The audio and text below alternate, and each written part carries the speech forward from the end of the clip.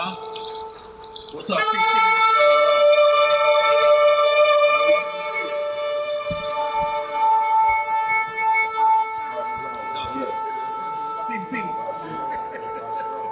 Look at that boy got matching shoes on.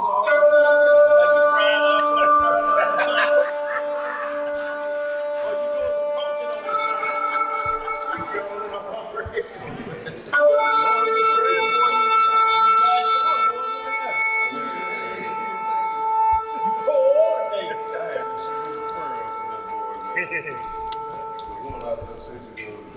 We good? Yep. How we looking, y'all? We good? Shabbat shalom, y'all. Shabbat shalom. Shabbat shalom to the worldwide family. Peaceful Sabbath. Yeah, we gotta get it going, y'all. Peaceful Sabbath to the family. Peaceful Sabbath to the worldwide family. Y'all, as we go forth today on this feast day, and hopefully y'all will be filled spiritually to our understanding and being sober-minded in the walk with the Most High. And with that, y'all, we get that prayer on. Yes, sir. Y'all know how we do it. We turn toward Jerusalem. Men uncover, women cover when praying or prophesying. Y'all, we lift our hands up high. We want the Most High to lift us up. All right, family. We're going to get this opening prayer. And it's with the Most High's permission.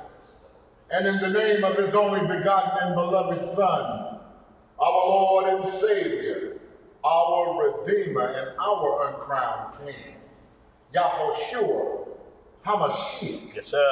And we know him as Jesus the Christ, y'all. Long live the King. Long live the King. Reading in the book of Psalms, in the 85th chapter, it reads, Master, thou hast been favorable unto thy land. Thou hast brought back the captivity of Jacob. Thou hast forgiven the iniquity of thy people. Thou hast covered all their sins. Selah. Selah. Thou hast taken away all thy wrath. Thou hast turned thyself from the fierceness of thine anger. Turn us, O Yah, of our salvation, and cause thine anger toward us to cease. Wilt thou be angry with us forever?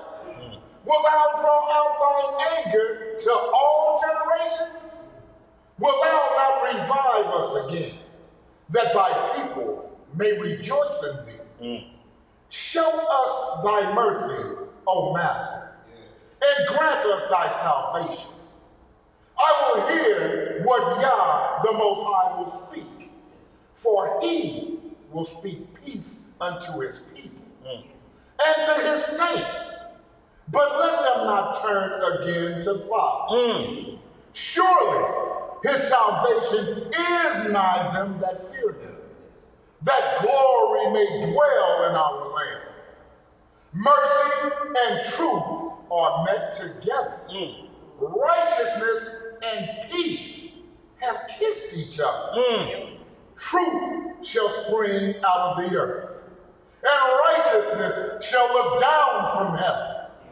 Yea, the Most High shall give that which is good, and our land shall yield her increase.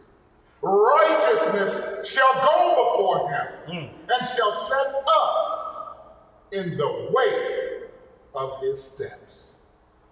Hallelujah! Selah! Boy, y'all shouting out. Y'all trying to knock down the walls of the Sears building, ain't you? That's right. Hold up now, we up in there. May we be preserved. Yes, sir. That was 85. All praises to the Most High, y'all. Praise. And what y'all see how he say what go together? That's right. Righteousness and truth go together. Yes, sir. So y'all, we see, shalom, sis. So y'all, we see what's going on. Today's lesson, y'all, trial versus temptation. Right. And y'all, we go over a lot of time. We'll read James about, when one is tempted. But the problem is people will point out scriptures that say the Most High is tempting you with evil. So we have to get that understood, y'all. Not to the point that we just gonna read over scriptures.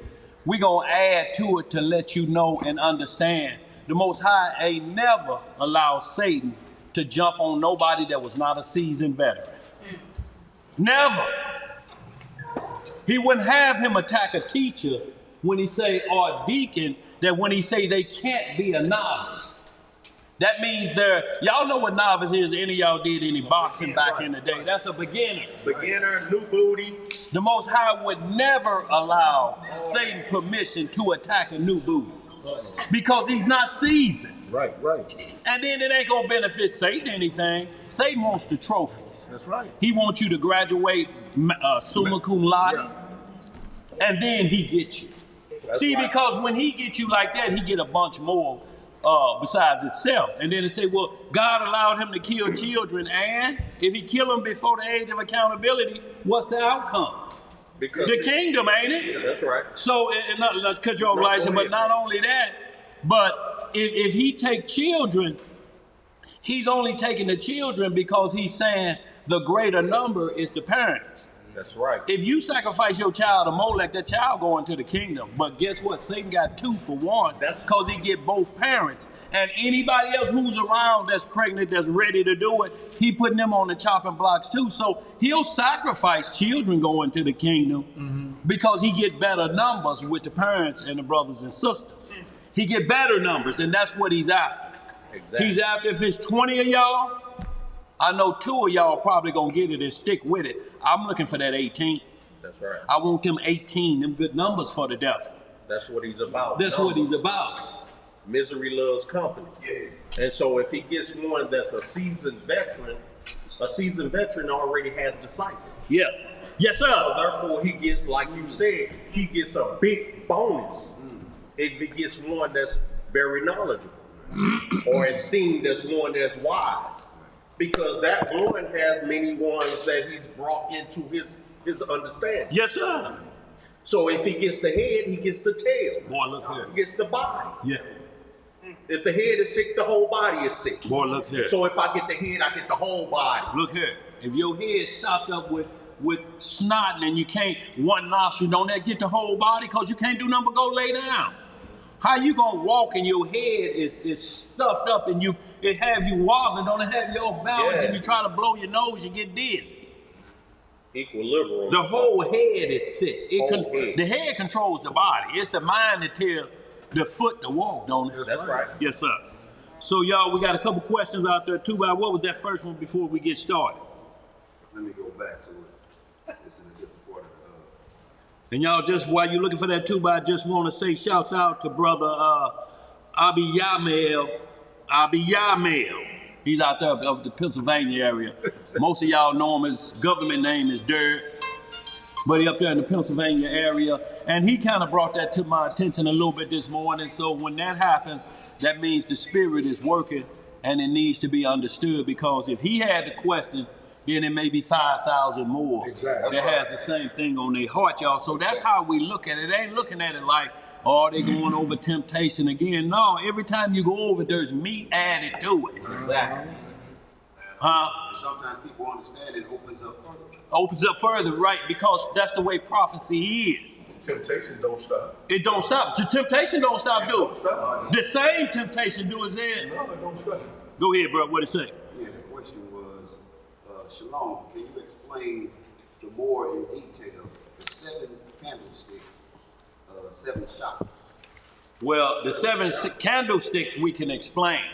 The 7 chakras we don't know nothing about because that ain't in the Bible. Not in the scripture. If you talking about anything coming back on you consistently, in every language it say reap and sow. So that's where you want to be with that if you're talking about anything coming back on you. The problem is if you say chakra don't have a judgment day. So whatever comes back to you can be dictated. You know, you get run off the road, they say, oh, that came back on him. Well, his crime wasn't driving. The Most High say, I pay you back to your face.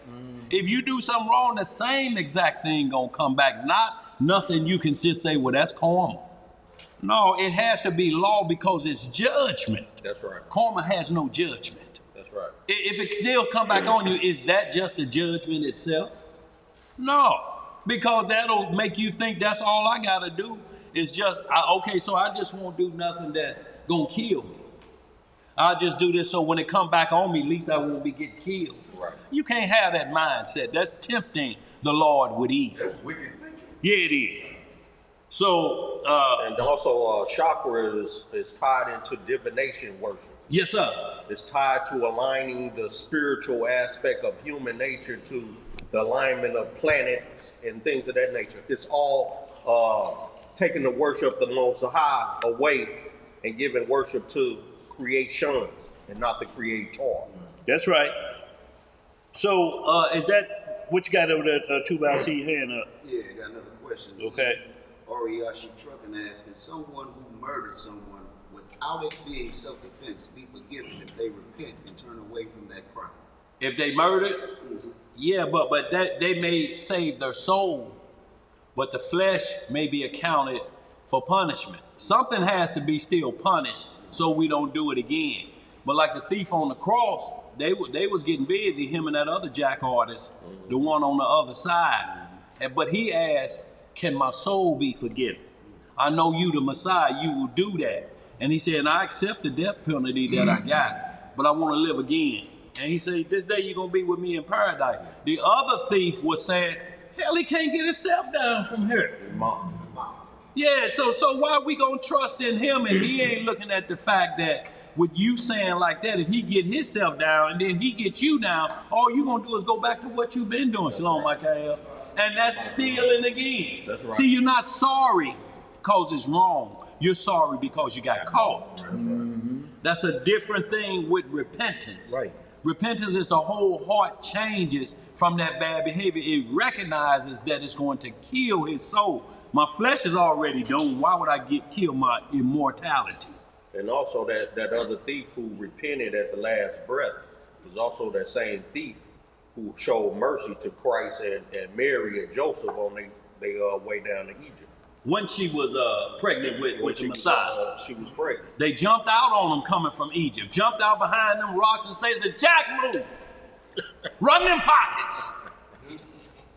The one thief looked and said, oh man, no, she's with child. We can't do it. He said, man, I don't want to hear nothing about that. Baby or nothing. He was that mean. Mm-hmm. They had no clue that was the Messiah in her belly. But the one thief said, no, I can't do it. It's almost similar to the book of Eli. That's why I keep going back to it, something we can understand in today. Remember when the big doofus that wanted Solana or whatever her name was, and he was laughing at him, the bodyguard, Shabbat Shalom, bro. He pointed the gun at him and was finna kill him, but the look in his eyes, he just put the gun down. You know, he's looking at it, he like, this has to be from God. And he just turned from his wicked ways at that point. They end up killing him, you know, they did. But he had an opportunity to kill a man of the Lord, and he put his pistol down. Y'all, this is what we're talking about, the trials of the Most High, that you got to have faith that if somebody get the ups on you like that, they're going to look in your eyes and that light going to make them put that pistol down, and they'll say, get on out of here. And some of us know when we was out in the world doing things we ought not, you up in a house you shouldn't be in, and when the dope addicts tell you, this ain't for you, player. You have to really think about those individuals looking at you saying, this ain't your place. You don't belong here. We can look at you. Mm-hmm. You done been caught up. Right. This ain't for you. You can't be a part and have the feeling that this is cutthroat in here. Get out of here. No rules. And when a dope addict tell you that, you have to take that advice and get the hell out of there. Mm-hmm. Ain't a rehab can't fix what that dope addict just told you. Right. Man, I'm not telling you this. And look, they'll tell you that now. If you want to stay here and keep spending your money, we will allow it because we dope addicts. Right. But player, this ain't for you. Do something good. You a good person. Do something. Come back and help us. Right. When you hear something like that, you know the Most High then gave them a chance to do something righteous, even in their fallen state, just like he did on Ezra class last week about Balaam. Balaam was a chief warlock, but he got his lesson. He first understood the Most High.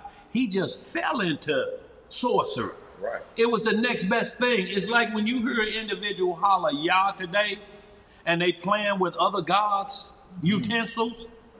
That's what Balaam was. I need to just say God because it's the hook. Right. It draws them in. Ain't nothing gonna draw them. If I say Muhammad, if I say Pharaoh, that ain't gonna draw them in. Right. I got to say Yah, and I got to say Hallelujah. I have to make it sound like the power is coming from the Bible. But I'm on instead of that 100-watt bulb that the Bible is putting out, I'm trying to make this 60 or 40 watt look like it's 100. Yeah, he assigned it. But it's gonna start flickering because you can't put 100-watt power on a 60, can you? No. It's gonna flicker out, ain't it? It's gonna burn up. Yeah. It's gonna burn something up. Yeah.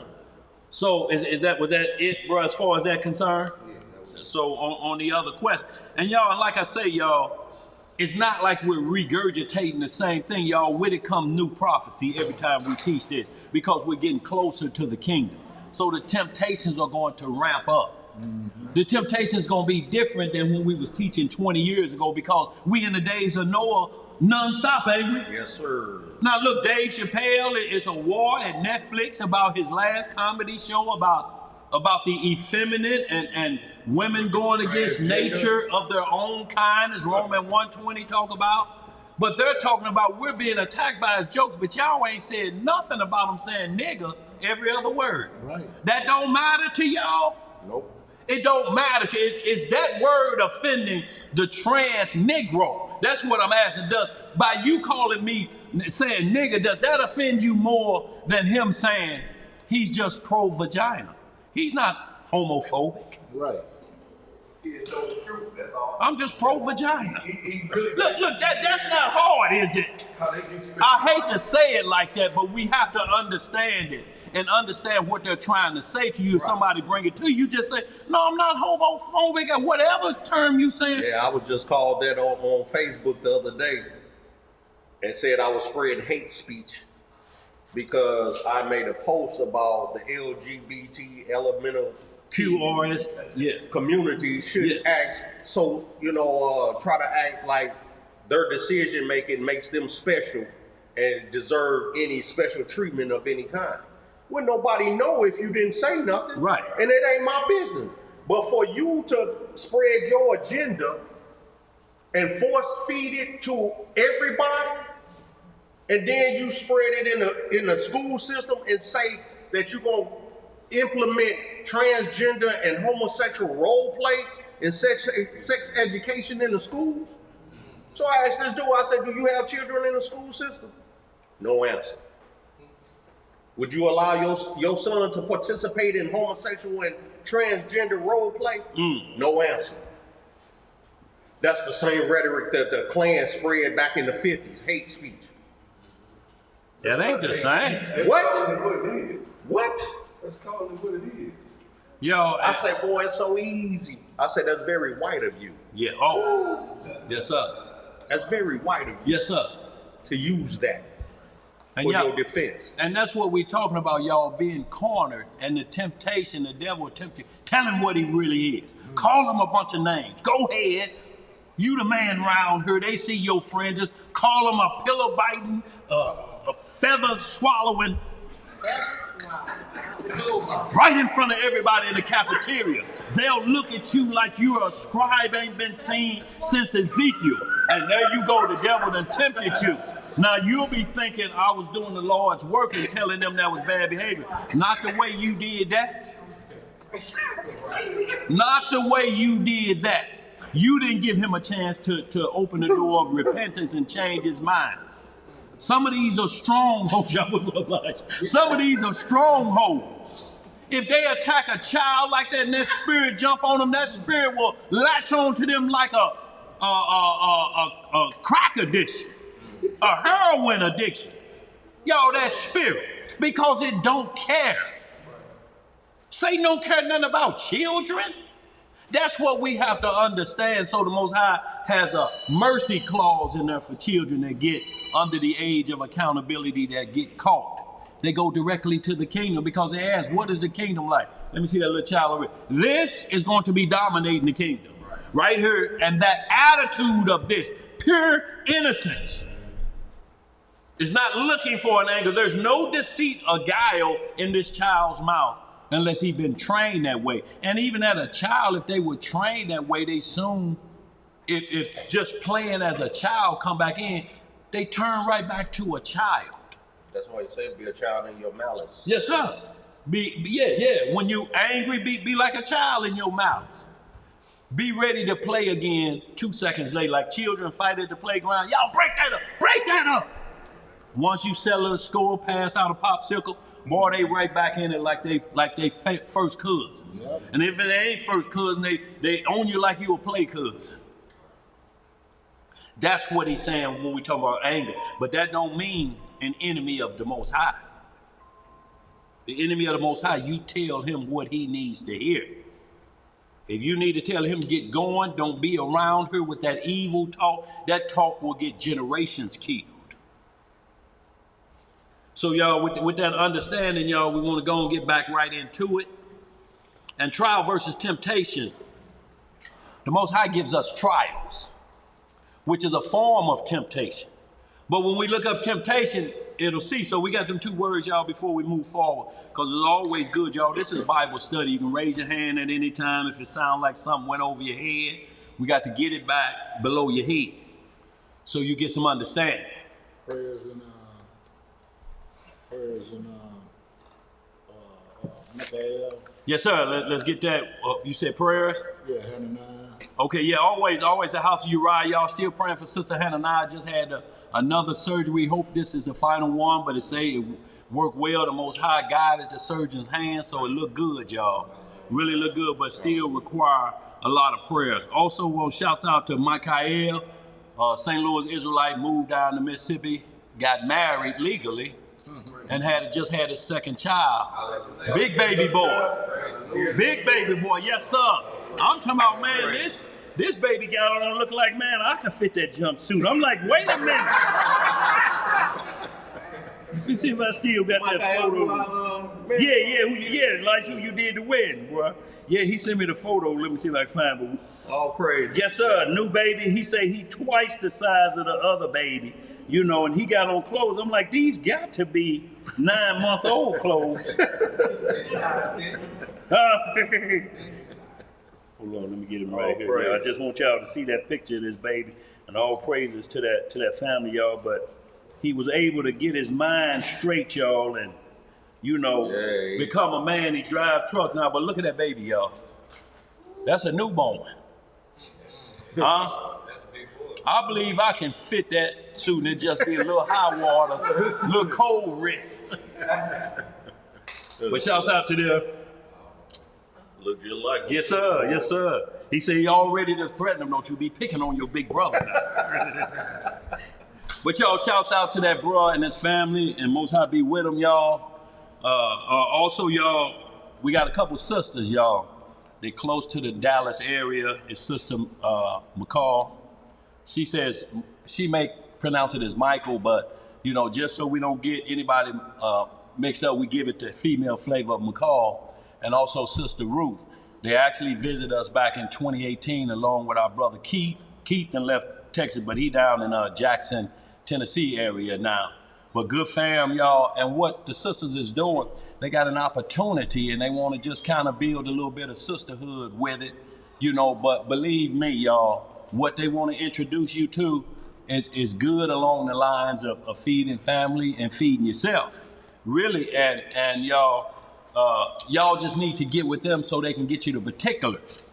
Because we don't want nobody just sending an email. We hear y'all got something free to give away to somebody. No, it ain't that. They have an opportunity for you, and it's going to be a good opportunity if it fits what your requirement is. But like I say, in these perilous times, it's got something to do with eating good. So y'all shout them out, and Tuba, if you will, put that email up, and y'all can contact them this way. Sister, y'all, they want to build a sisterhood, a concern in this, and then if any of the sisters are married, they'll bring their husband into the fold. They'll present the opportunity to him.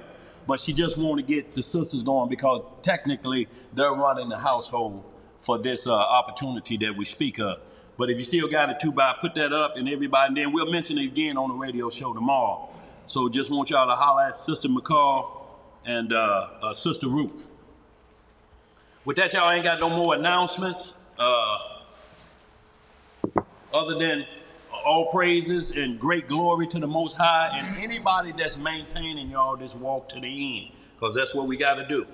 Okay, any more questions out there too, Bob, before we get going? We need trial and tribulation. Temptation. What does trial say? Anybody got them for me real quick? Give me that dictionary, if you will, bro.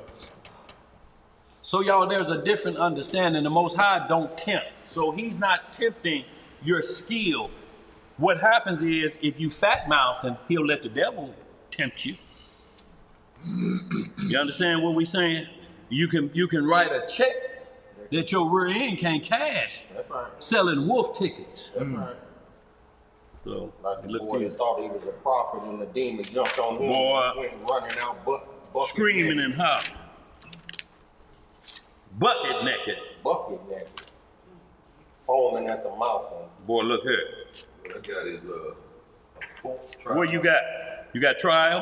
A full examination of evidence before a judge, and typically before a jury, in order to decide guilt in a case of criminal or civil proceedings. See, that's what the Most High do.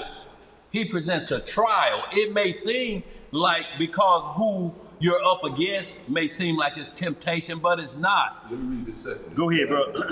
A test of performance, qualities, or stability of someone or something. Y'all see that? Read that part again for me, Zed. A test of performance, qualities, or stability of someone or something. Now let's run temptation. The desire to do something, especially something wrong or unwise. Let's read that again, brother. The desire to do something, especially something wrong or unwise. See, the Most High don't try you with temptations that will cause you. He don't tempt with either. Neither can he be tempted by any man. Evil is breaking of the law. He will never, ever, ever even allow anybody to tempt you to break the law. What they're trying is your schooling, your knowledge, to see if you're up to par, because that's the only person you have to deal with to verify if you reaching a certain level. You refuse the devil, you at the top of the chain, and refuse wickedness at the top of the chain. But if you done fall into his foot soldiers, you ain't seen nothing yet. You just getting started to be sifted like wheat. The devil gonna have you in joy. He'll parade you before everybody like he did Judas Iscariot. So y'all, when you're trained up in this knowledge, you know every way coming, because Ephesians told us, put on the whole arm. Let me read this. Go ahead, Luscious. It also says a situation in which one experiences a challenge to choose between fidelity and infidelity to one's obligation towards God. See, and that's the only temptation you ever gonna see written anywhere about the Most High. We see the first one is the devil, because it's teaching you to, tempting you to do evil. The second one says a trial, or God is putting you in a position to see if you're a worthy servant. And we're going to get into a couple things, but like when he chose Abraham, how old was Abraham when he got circumcised? 99. Genesis 26:5, it says he kept all my commandments before he graduated with circumcision. He was 99 though, y'all. So he never allowed the devil to tempt him at 5, 6, 7 years old. But when we get into the book of Jasher, when you get into the 9th and 10th chapter, you see that Abraham was studying with Shem and Noah. He stayed in their house 36 years of schooling, and the devil never came to him. The only trial that Abraham had was looking at his father's idols. He's saying, why does he put food in front of something that don't have a working mouth? Right. Nor a working stomach, nor a working rear end to deposit what he just ate. Why do you call it God? It can't do anything. Shabbat shalom, bro. Shabbat shalom, Leo. So y'all, that's what Abraham was seeing as a child, though, and he confronted his daddy about it, but he didn't break the fifth commandment. He still honored his mother and father when he was asking his daddy that, because he tore up one of the idols and put the axe in the hand of the other idol. And his father came and said, who did that? He said, that one. You know that can't do it. You know that thing can't move. So why you feeding them? They convict himself. He got him to convict himself. That's what he mean when he say you heap coals on their head. You be wise. He wasn't in it to put his daddy down, so people would be saying, man, Abraham done trumped his daddy. Abraham done trumped terror, y'all. No, he did it to make his father think, to get on the right path at his age.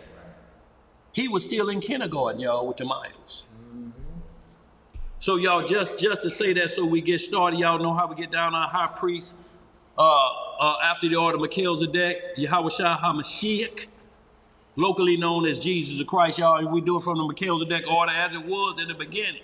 Male, female, rich or poor, free or bond, Jew or Gentile must keep these laws, statutes, and judgment to find grace in whatever part of prophecy you may play. But it won't be evil. The Most High ain't gonna tell another nation to acknowledge that we are the children of God and then put you in damnation. He just ain't gonna do it. No more than he allowed Simeon and Levi to let Shechem and his family get circumcised with the covenant of Abraham, Isaac, and Jacob, and then let them be killed. No, the Most High don't get down like that. That's why Simeon and Levi lost the birthright. Right. So he don't get down like that. But y'all, well, like I said, we got the understanding of trial and temptation. So let's start this always at the beginning and see where this thing started, that trials started happening. Let's get some Revelation 12th chapter. And then, y'all, we're going to hit these briefly. We ain't going to get into them, but we just going to let you know that the temptation of the devil just didn't start with mankind first. No, he had to get higher up to get higher up. Adam wasn't going to give the devil the throne of God. Where you going first? 12 and You said Revelation 14? yeah, 12 and 7. Tell you what, back it up to, well, I tell you what, 1. Yeah. Yeah, yes, sir.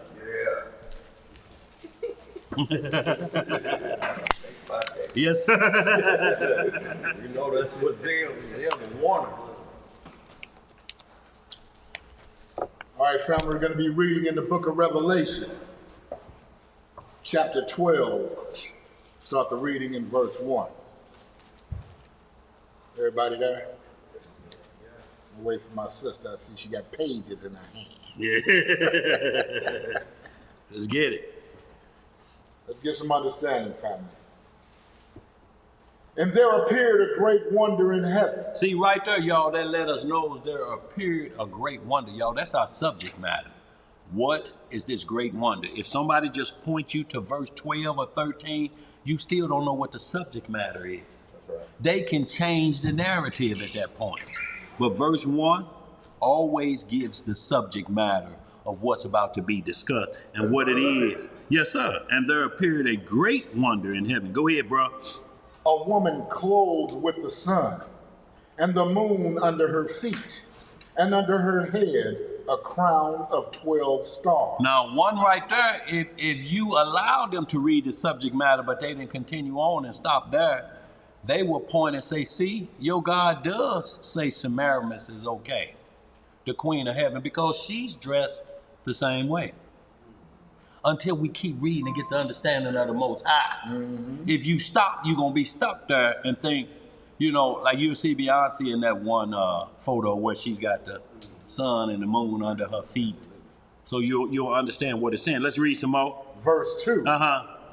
And she, being with child, cried, travailing in birth, and pain to be delivered. So now, where is this saying? If we got to be like the angels in heaven, ain't no marriage up there. You mean children being born? Are we on heaven? Or has this prophecy moved itself back to earth? Because it just told us the prophecy started in the heaven, but who's pregnant in the heavens? But we'll keep reading and get some understanding. Go ahead. Verse 3. And there appeared another wonder in heaven. What? Another wonder in heaven. That means another one, don't it? I mean, there's two now that we have to deal with. Wonders. Go ahead. And behold, a great red dragon, having 7 heads and 10 horns, and 7 crowns upon his head. And his tail drew the 3rd part of the stars of heaven. It say his tail drew a 3rd part of the stars of heaven. So, out of all the host of angels, there's a 3rd missing.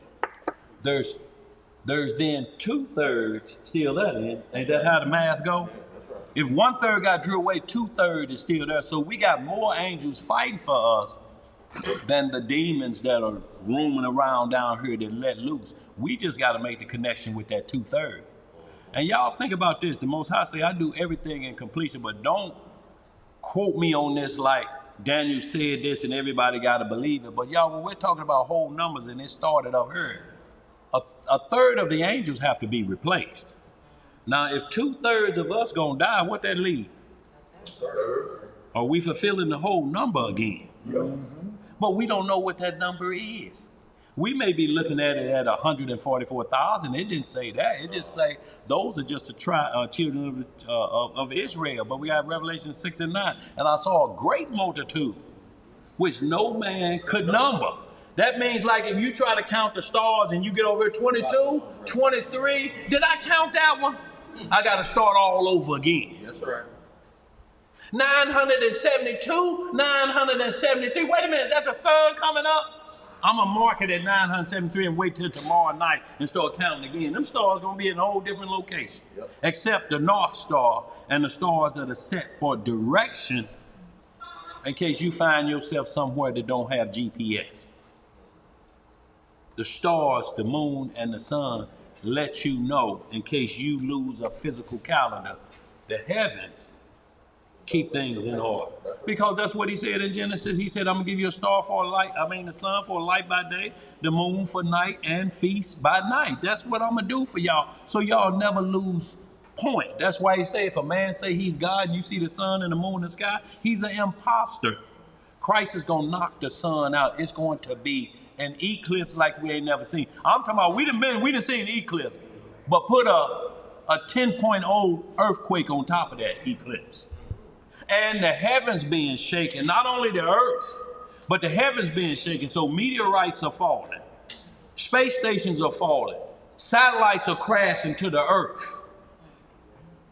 If you see a man say he's God and ain't none of that taking place, I don't care what miracles he doing. I should say magic because he ain't doing miracles. It's called wonders. Yeah. He should do wonders, great wonders, but he can't do miracles. Right. Only Most High can do miracles. Let's read some up. Verse 4 again. And his tail drew the 3rd part of the stars of heaven, and did cast them to the earth. And the dragon stood before the woman which was ready to be delivered, for to devour her child as soon as it was born. And she brought forth a man-child, who was to rule all nations with a rod of iron. And her child was caught up unto Yah and to his throne. So we see right here the child it started in heaven, so we got to fix heaven. We got to get heaven back corrected, and then earth will be corrected. But we got to first start where the trouble started. And he's saying what's happening is because it's going to come down to earth, we have to have an earth fix for the problem in heaven so that they can dwell together again. Like Adam and Eve was with heaven. There was no brass above the heaven. We used to could just look up, angels, we see stuff. It was open, y'all. It was open to us. We could see the whole host. It was open to us. And it speaks on what you just talked about as far as children being attacked as soon as they're born. Yeah, absolutely, absolutely. You see, read that again then. That's good, sis. Verse 4. Down to the last part, to be delivered, and the one, and the dragon stood. All right, verse 4. And his tail drew the 3rd part of the stars of heaven, and did cast them to the earth. And the dragon stood before the woman which was ready to be delivered, for to devour her child as soon as it was born. See, so his tail drew him and threw him down here on planet Earth. Because Most High said, y'all can't dwell up here ever again. Get away from around here. So it drew them down to Earth, y'all, to where they attack it. They attack us on Earth, don't they? Yeah. Let's read some more. Verse 6. And the woman fled into the wilderness, where she had the place prepared of Yah, that they should feed her there 1,260 days. And there was war in heaven. What was there in heaven? There was war in heaven. Michael and his angels fought against the dragon. No, I already read it. Yeah. We just went back to 4. Oh, did we? Yeah, remember? No, he read it. Okay. All right. Yeah. Caught up to his throne. I remember that. Go ahead. Let me get 7 again. Yeah, Zeb, that's just me and you. Go ahead. and there was war in heaven. Michael and his angels fought against the dragon, and the dragon fought and his angels, and prevailed not. What they do? They prevailed not. Neither was their place found anymore in heaven. See, so they can't be around there no more. Right. It's off limits to Satan and his hosts. All they can do is there's a meeting point that they're allowed to come back up to. They're still supernatural. They still can't die with flesh because they were created supernatural. So they can come up to what we call the first or second level of heaven and cause traffic in the area. You know, they can control all the traffic and keep, communication between us and the Most High from reaching him.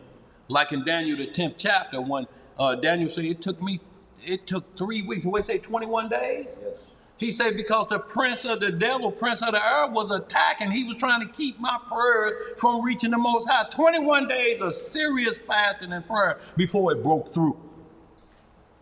Let's read some more. Verse 9. And the great dragon was cast out. That old serpent. That old who? That old serpent. Where's the only other place we talk about a snake that's old? In the where? See, that old serpent. And who else? That old serpent called the devil. And Satan. And who? And Satan. The adversary. Go ahead. Which deceiveth the whole world. He was cast out into the earth, and his angels were cast out with him. And I heard a loud voice saying in heaven, now is come salvation and strength, and the kingdom of our Elohim, and the power of his Hamashiach. For the accuser of our brother. What is he called? The accuser of our brethren is cast down. See, and when you go ahead and read that last verse. Which accused them before our Elohim day and night. See, y'all have to understand, Satan accuses us day and night. And y'all, when we're talking about a supernatural individual that was created before the sun and the moon, his day and night is light or darkness. So, and within you, it's either going to be day when you woke. He accused you during the day. He walking unworthily. You see what he doing? He went to the happy hour with them heathens, talking about, thank God it's Friday. He starting off getting drunk. Because what they do on Thank God It's Friday when you go to the club with them is 2 drinks for one, ain't it? Happy hour. And it's happy hour. Not only that, but you start off getting double up on drinks. What is that going to do to you within that hour if you saying, I got to get me 2 or 3 more of these double up drinks within an hour? Right. You're going to be what? Toe up. You're going to be toe up, and then you're going to take your shirt off and dance on the table. And then they'll be talking about it in the cafeteria at work. Didn't know you had moves like that, Jimmy. Your Israelite name is Jehovah, isn't it? They call him Diamond. Yeah, now they call him that, yeah. Yeah, you up there and forgot you still had that nipple ring on and you showing out. But it's at the beginning of the Sabbath. No. You got nipple ring and So boy, look here, and a tramp stamp. Boy, look here. Oh, no. Boy, look here. Yo, but this this is how the devil like to catch you, because we ought to keep the Sabbath what? Holy. Boy, what you got Tubai? Oh, no. I'm sure Yehuda had a question. He said, do you agree or disagree that heaven in Revelations 12 and 7 is speaking of Jerusalem? Revelation 12 and 7, and the war was in heaven, and the dragon his angels fought. That wasn't in it starts off and say, where was that war at? He got cast down to earth. No, it's saying the war was in where? Heaven. In heaven. So that's not a hard one unless you call in Jerusalem heaven, and that can't be anything. Paul said the kingdom of heaven is coming to Jerusalem. Right. But Jerusalem is not the kingdom, because right now, what you gonna do about what's trampling it down right now? Don't you know they lead the world in the gay pride parade in Jerusalem? They lead the world. I'm not talking about when you compare everybody that's doing that pride parade, they double all of them out. They're 10 to 1 based on them. And it's in the Holy Land. And not only that, theirs lasts for days, like a whole week or so. Yeah. So y'all, we see he's cast down, which accused them before our God day and night. So when he gets you in the daytime, like I say, he want to get you before men. But at night, he tests your heart, because you can't sin while you're dreaming or sleep. You can't dream about wickedness. You like, I'm going to go to bed and I'm going to dream about wickedness. So look, I don't want to say them mean words to him, but if I could kill him in my sleep, he won't technically be dead, but I'll be satisfied because I killed him. Well, that's what's going to happen when you wake up. That's all you'll be thinking. It won't be repentance. So the devil will come at night. He come at night. What he'll do, sit on your chest, choke you out, make you think you can't breathe. And the first thing that pop in your mind is you have to call on the Lord. But you will holler for the Messiah, Yeshua, or Jesus. All of them are just titles, but they mean my Savior. Help me.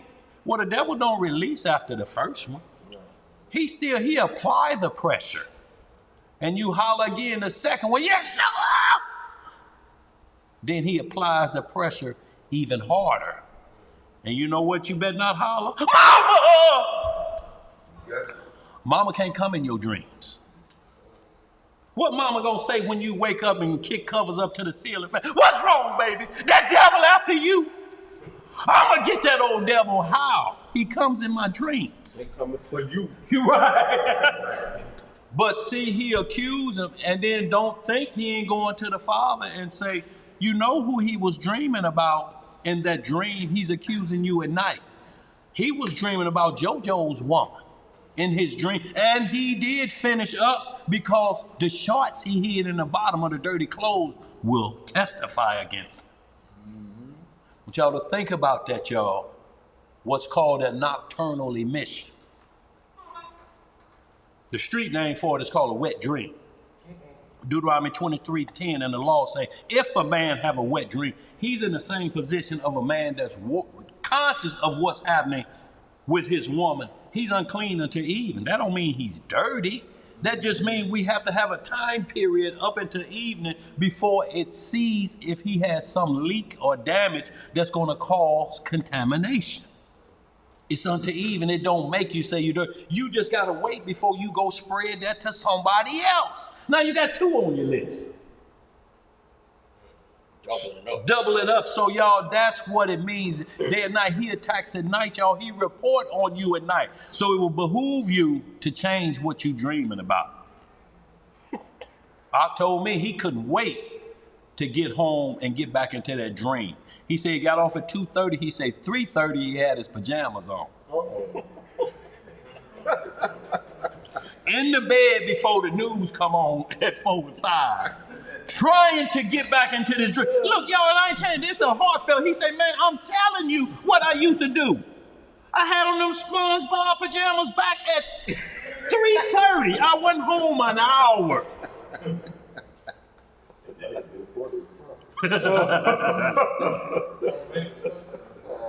So the devil will have you, if it was not true, you wouldn't think about it all day when you do come conscious. People have to ask, man, what's on your mind, boy? Look like you in outer space somewhere. Yeah, because he saw law being exhibited on him. So instead of getting back into that dream, you tell the devil, no, I almost got killed that time. So we're going to go through some script that the Most High say, I'll make a way for you to escape in your dreams. In your dreams. The phone will ring, and when you wake up out of that dream, right when you're about to do the evil, you wake up and look at the clock. It's going to always be around 3 o'clock, between 2 and 3 o'clock a.m. Why? It's called the devil's watch, the fourth watch of the night. The Most High call it, but it's the time the devil attacks. Shalom, y'all. The devil attacks around the same time as the hour of prayer, between 2 and 3 in the daytime. Right. So that's why the Messiah was telling them, can't y'all just stay up with me 1 hour and pray with me? Boy, them disciples was heavy with sleeping. Like they was on that. He like, go on, just sleep on. Look, because ain't nothing you can do to nobody that tired. They say don't even try to talk to him at that point. Right. Somebody that heavy with sleep, hell, you know how you are when you trying to watch a program.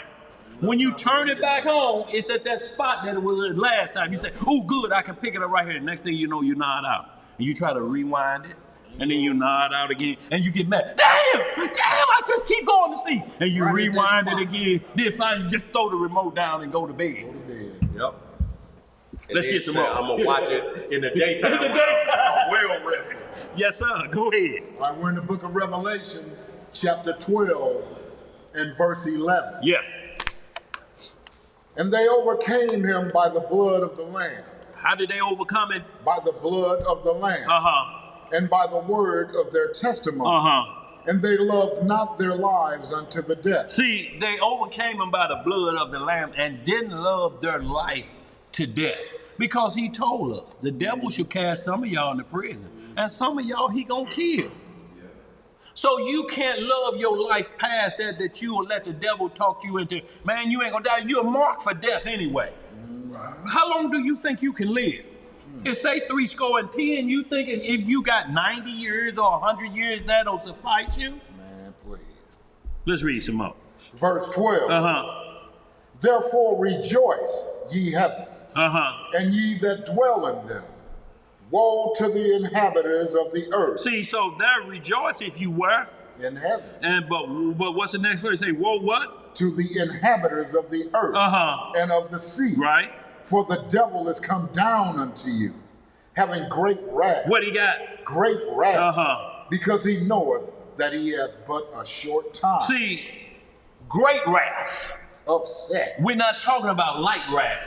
So the devil ain't coming to talk you into BS. He's got wrath on his mind, and he need to accuse you to the Father. You see that now? You cast me and my angels down, but look at this Negro right here. You got to be kidding me, Most High. What about him right here? Look at him in his dreams. That's why the Father say, I'm going to judge the intent of your heart. He's not going to judge the crime after it happened. He say, I'm going to bring up what you were thinking before you put your hand to it. See, you can get out after the hand is already there. That's middle of the road. He said, I want to see what you were thinking. I want to see you plotting out how you're going to pry that window up. And how you're going to have one knee pad that them floor layers have on one knee so you can crawl through that part of the window without injuring your knee. All of that's running through your mind. And you know how they get you and how we know they get you because the heathen use the same thing. He come and get your hard drive. And when he see how to murder and get away with it, oh, you through at that point. Yeah. Next we going after receipts. He's at Home Depot now. He's got lime, he's got a shovel, and he's got duct tape. What is those ingredients for? How are you at Home Depot getting lime, a shovel, duct tape, rubber gloves, bleach and stuff at 2 in the morning? What you getting ready to do? Because lime will kill the smell of anything. So you done murdered somebody and we got this? Oh, they coming for your conscience. Go ahead, sis. The brother that's named outside the church, Melchizedek. On you saying on the door? Yeah. Yes, ma'am. Could you talk more about his? What that is? No, I know. Just more about the brother, pretty much. Who he was? Yeah. Well, what have you heard who he was? So we have to start there first. So. Well, I've just been listening on YouTube. They've been Pretty much the fact that he's talking about how Jesus was supposed to be a king and a priest. Right. And that he was, I don't know if he was a son of Abraham, Uh-huh. or was he just basically a father?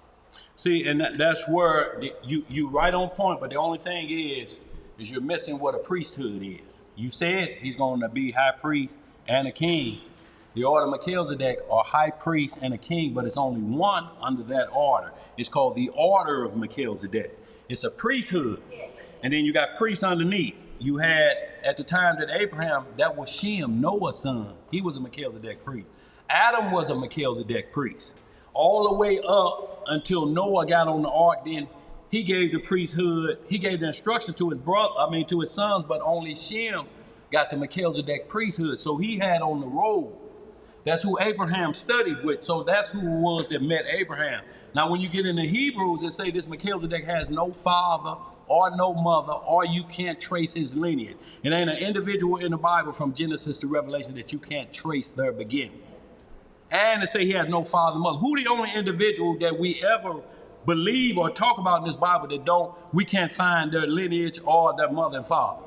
That's the Almighty. He's Melchizedek. And he has a priesthood called the order of Melchizedek, and Christ is his high priest of that. Now, what happens is people will think about the order of Aaron, which was Moses' big brother, and his sons. They were the only ones that could be high priests under that order. We ain't in that order no more. That order, you could put people to death as long as it was 2 witnesses. That order, you had to sacrifice sheep and goats for your transgression. But is that still with the tribe of Israel? The order of Aaron? The order, we're under the order of Melchizedek. Yeah, they still exist to this day. You're one of them. You're one of those tribes because you fit prophecy. You were put in the hold of a slave ship and brought to a nation that would use the symbol of an eagle. They would become the head and you would become the tail, and there you would serve them for 400 years. So you're in that prophecy as one of the tribes of Israel. It didn't talk about the rest of the world. It said, these children of Israel, I'm going to send you to the 4 corners of the earth. You just happen to be in the where Satan's seat is, and that's America, because they run in the world. Their money runs the world. They are the only nation on earth to drop nuclear bomb on another nation. Nobody else, other nations threaten, but they don't want to get down like that. Right. Why does it just seem like every time I look at the TV, everybody want to be black? Well, they only, and when you're saying black is a color. I want you to understand that. Black is also a movement. Okay, so, right, but I'm saying black is not a nation. You got black Africans, you got black Egyptians. Right, well, let's not talk about the color black. Let's talk about the people. Okay, so who are the people? Who are the people? I'm saying, What is the movement? what is the movement? Is it to get to New Jerusalem? Culture. I'm saying, is it to get back to New Jerusalem or what? Get back to the Well, if you get back to New Jerusalem, that culture of people, it doesn't deal with color, it deals with nations. Right. we deal with nations. You have to deal with nations. Who are the white people on this earth that the Bible called? What nation is that? I don't know. The Bible called Esau. He has 12 tribes. Jacob had 12 tribes. He's the father. They have the priesthood. And then you have Ishmael, who's the Arab. He has 12 princesses and tribes. So they're the Palestinians, Iran and Iraq, but their tribal origin is Ishmael. Right. Our tribal origin is the son of Jacob. We're one of his 12 sons.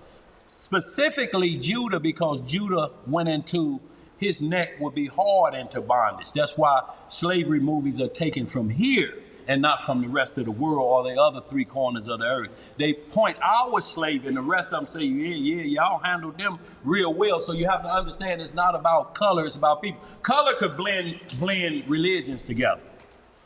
Color can, and it's called Pan-Africanism. Well, The whole point of it is that you turn around. I mean, our kids nowadays, they think that it's cool. You know, they think it's to do what? with everything that's going on. What is that called though? You saying it's cool, but you don't appreciate it. So, no, I'm just saying, why is that not cool to you? Because it's a violation of what? Well,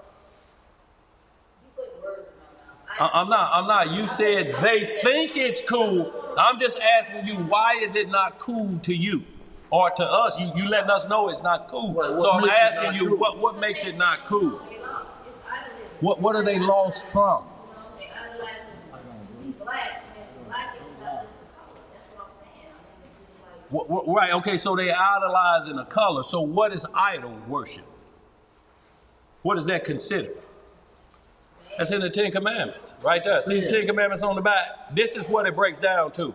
Right. Every nation has to adhere to those laws. So when you say it's not wise what they're doing, you're saying it's going against the law because thou shalt not make any graven images unto thee. That's a commandment. That's not a suggestion. Well, you know what it is. I know. Right. But I'm saying, but they don't know. So we have to ask so that we be in one accord, that everybody know what you're speaking of. And that's all we do. So we have to be in what's called the same mindset. Yeah, but we'll always bring you back to the law. And all that. Yeah, we have to know how well you understand the law because there's going to be a judgment day. Do you agree? And what is that judgment day going to be based on? Your deeds. Your what? Everything you do, your life. Good and bad, right? Law keeping or law breaking. Right. If you break the law more than normal, like they say you're a repeat offender, they give you more time, don't they? In jail, they like, he can't stop this. We just let him out 2 months ago, and he breaking in cars again. Give him more time. So we understand where you at, sis. We just have to keep everything according to the law in this Bible inside it. And if you mention something, we have to ask you so that we get on the same page. And we understand exactly what you're saying. You're talking about that Pan-African gumbo doctrine. Yeah, black is not a color because in here it said he was the son of Jacob, who was the son of Joseph, who was the son of Malachi, who was the son of Benjamin, who was the son of black. It's not going to end there. It's not going to end with a color. It's going to end with the father of a nation. And 14 generations from Christ to David. 14 generations from David to Abraham. So we need to find out what's a generation because it's 14 between each one and we can tell a separation, but it's leading back to an individual, not a color. So no matter where we go, wherever Abraham was born over here, but he went to the land of the Chaldeans and set up shop. That don't make us a Chaldean. It just make that individual who God loved a ruler of Chaldean. Huh? What color was he? Huh? I'm asking. Yeah, it does. Does it matter? Yeah, you know. It matter only. I'm just saying. I said black for a reason. Well, I'm just saying he's not black though. I'm saying, have you ever read Christ's description? It doesn't matter. It matters because that's the movement. I mean, in order for us to succeed as a people. Have anybody ever seen Christ in his glory? I'm just asking, have anybody ever seen Christ in his glory? I'm not talking about when he walked the earth. I'm talking about in his glory. Yes, of course. Who seen him in his glory? I'm talking about that's at his second coming because Mary couldn't even touch him. I'm just asking you in his glory. That's a difference, sister. How can you put a color on that? Unless, like I say, I can give you the scriptures that where it says the color, but I need you to tell me it's in the Bible versus being opinionated that he's of a dark-skinned color. That may not be the truth. I'm not saying that he's white, Right. but Noah was an albino. Well, how could he?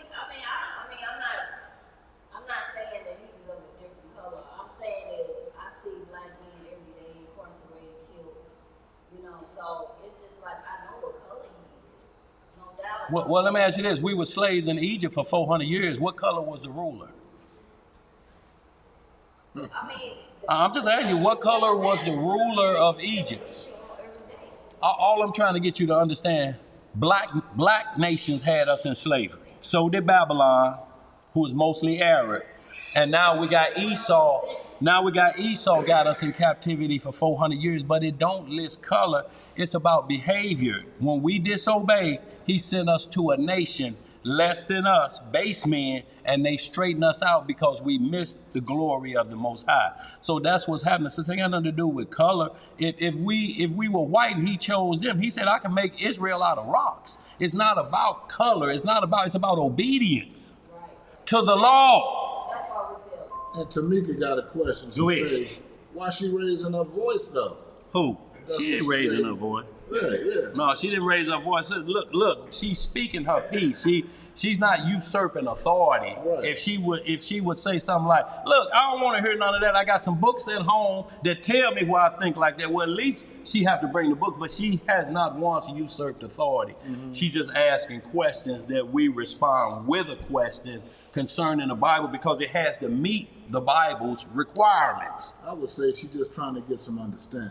That's all it is. That's all it is. Since that's what we do, that's why it's called Bible study. You can ask questions. Right. Shalom, Israel. So you can ask any question you want, but we'll move on. But we have to make sure you're getting on one point and one accord. Because you know what we're going to point to? You know what the final denominator is? We're going to point to that what's painted on the wall. If that don't exist anymore, we don't have to worry about sin, because sin is what? If there's no law, there's no sin. Right. That's what the book says. That's right.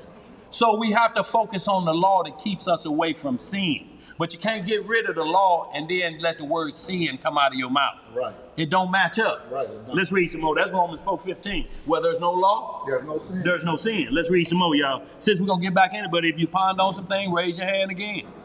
And saying just to the person who couldn't see, she raised her hand. Mm-hmm. And it's not at the person that asked the question. It's just order within the assembly. That's right. You know. Right. We keep it 100 around here. Let's get some more. We're back in the book of Revelation, chapter 12, and we're in verse 13. Yes, sir. And when the dragon saw that he was cast unto the earth, he persecuted the woman which brought forth the man-child. So this is twofold, because when he first hit the earth, he hit at Eve first, didn't he? Mm-hmm. He had to stop the first creation that would be born in righteousness, which should have been Cain should have been born in righteousness. But because he got at her mental and seduced her, we had fornication starting off in the beginning. So that's what, because how she recovers, the man-child that is speaking of has to come from her lineage. Mm-hmm. Let's read some more. Verse 14. And to the woman were given 2 wings of a great eagle, that she might fly into the wilderness, into her place, where she is nourished for a time, and times, and half a time, from the face of the serpent. So we seen that time in verse 6. So she's protected during that time, but that don't mean you're out of the way of the devil. Protection is the commandment keeping. That's right. That's your protection. That's your shield. That will protect you from anything. The law of God will protect you. And Satan's job is to make you break the commandments of God. Then he can accuse you.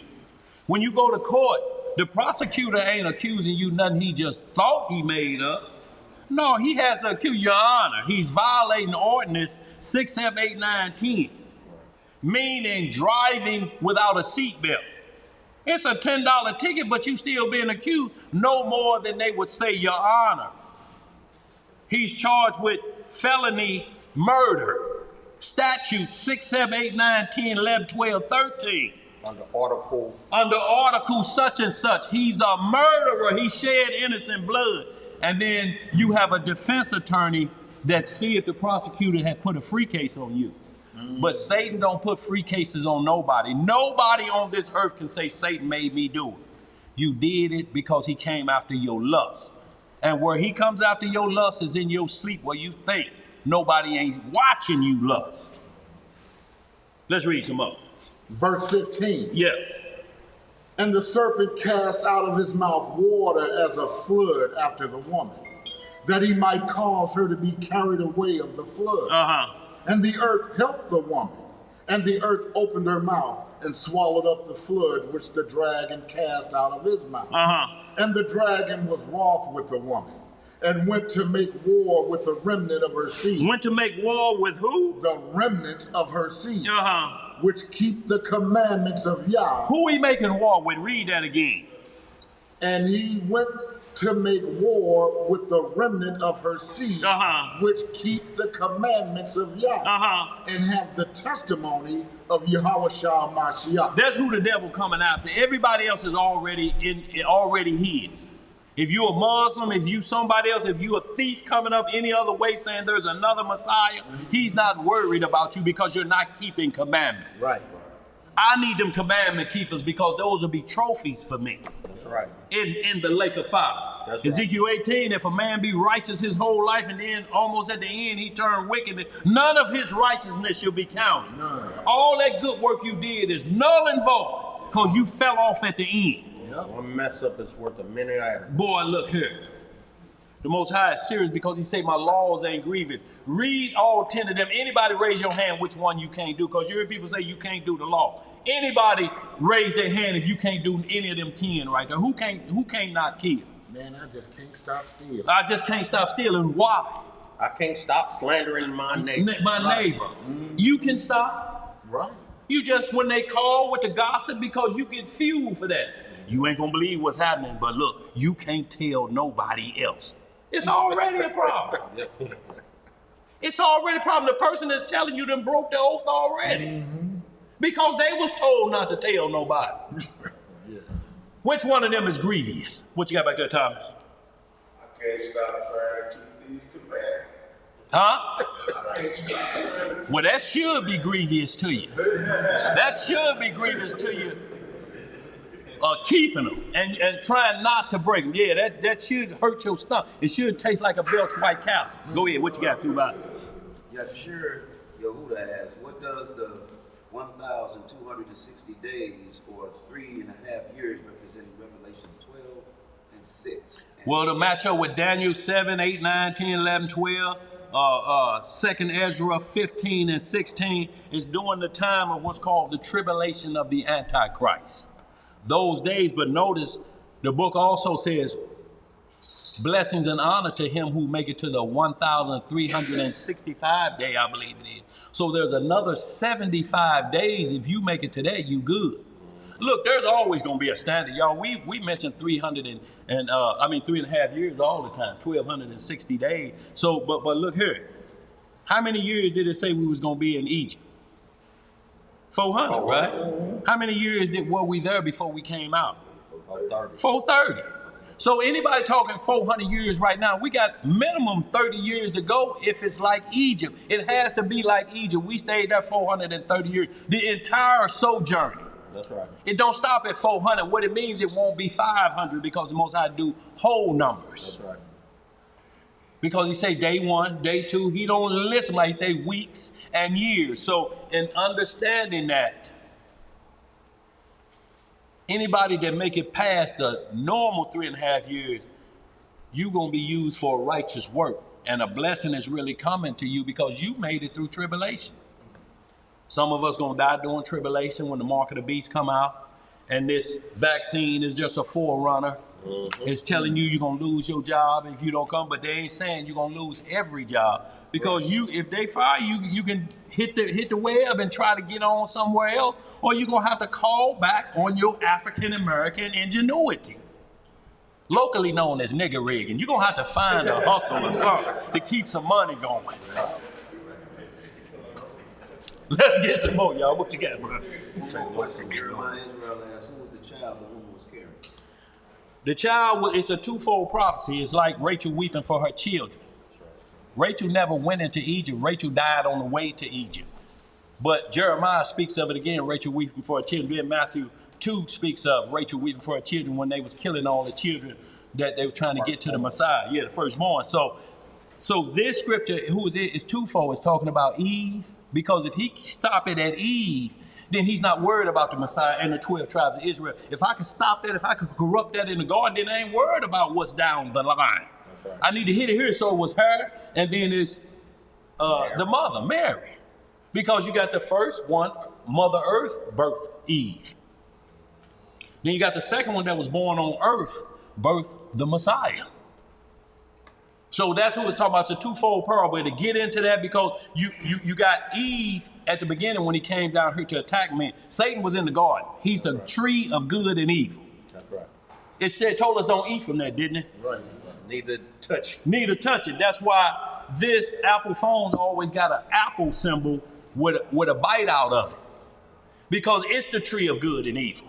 You can find anything in here. You can get GPS and find your route in no time at all. How you get here so early? GPS.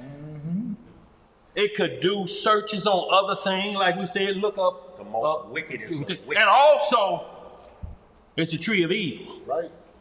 You can pull up how to get away with murder, how to worship the devil, how to get into the devil's playground and avoid the Most High's laws. That's all in here. And if your mind wander off, it'll tell you how to get to Big Black, and I'm gonna leave it there. Yeah. That'll come up. Where we at?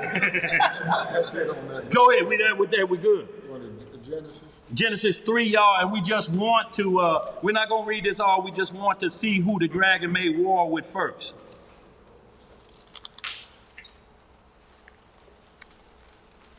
Y'all, and what we're talking about is why is he doing it? And when he make war, y'all, the only time the war happens is when you yield to his commands. That's when the war starts because you're disobedient at that point. That's when it becomes war in your mind. Because if you resist the devil, what'd he do?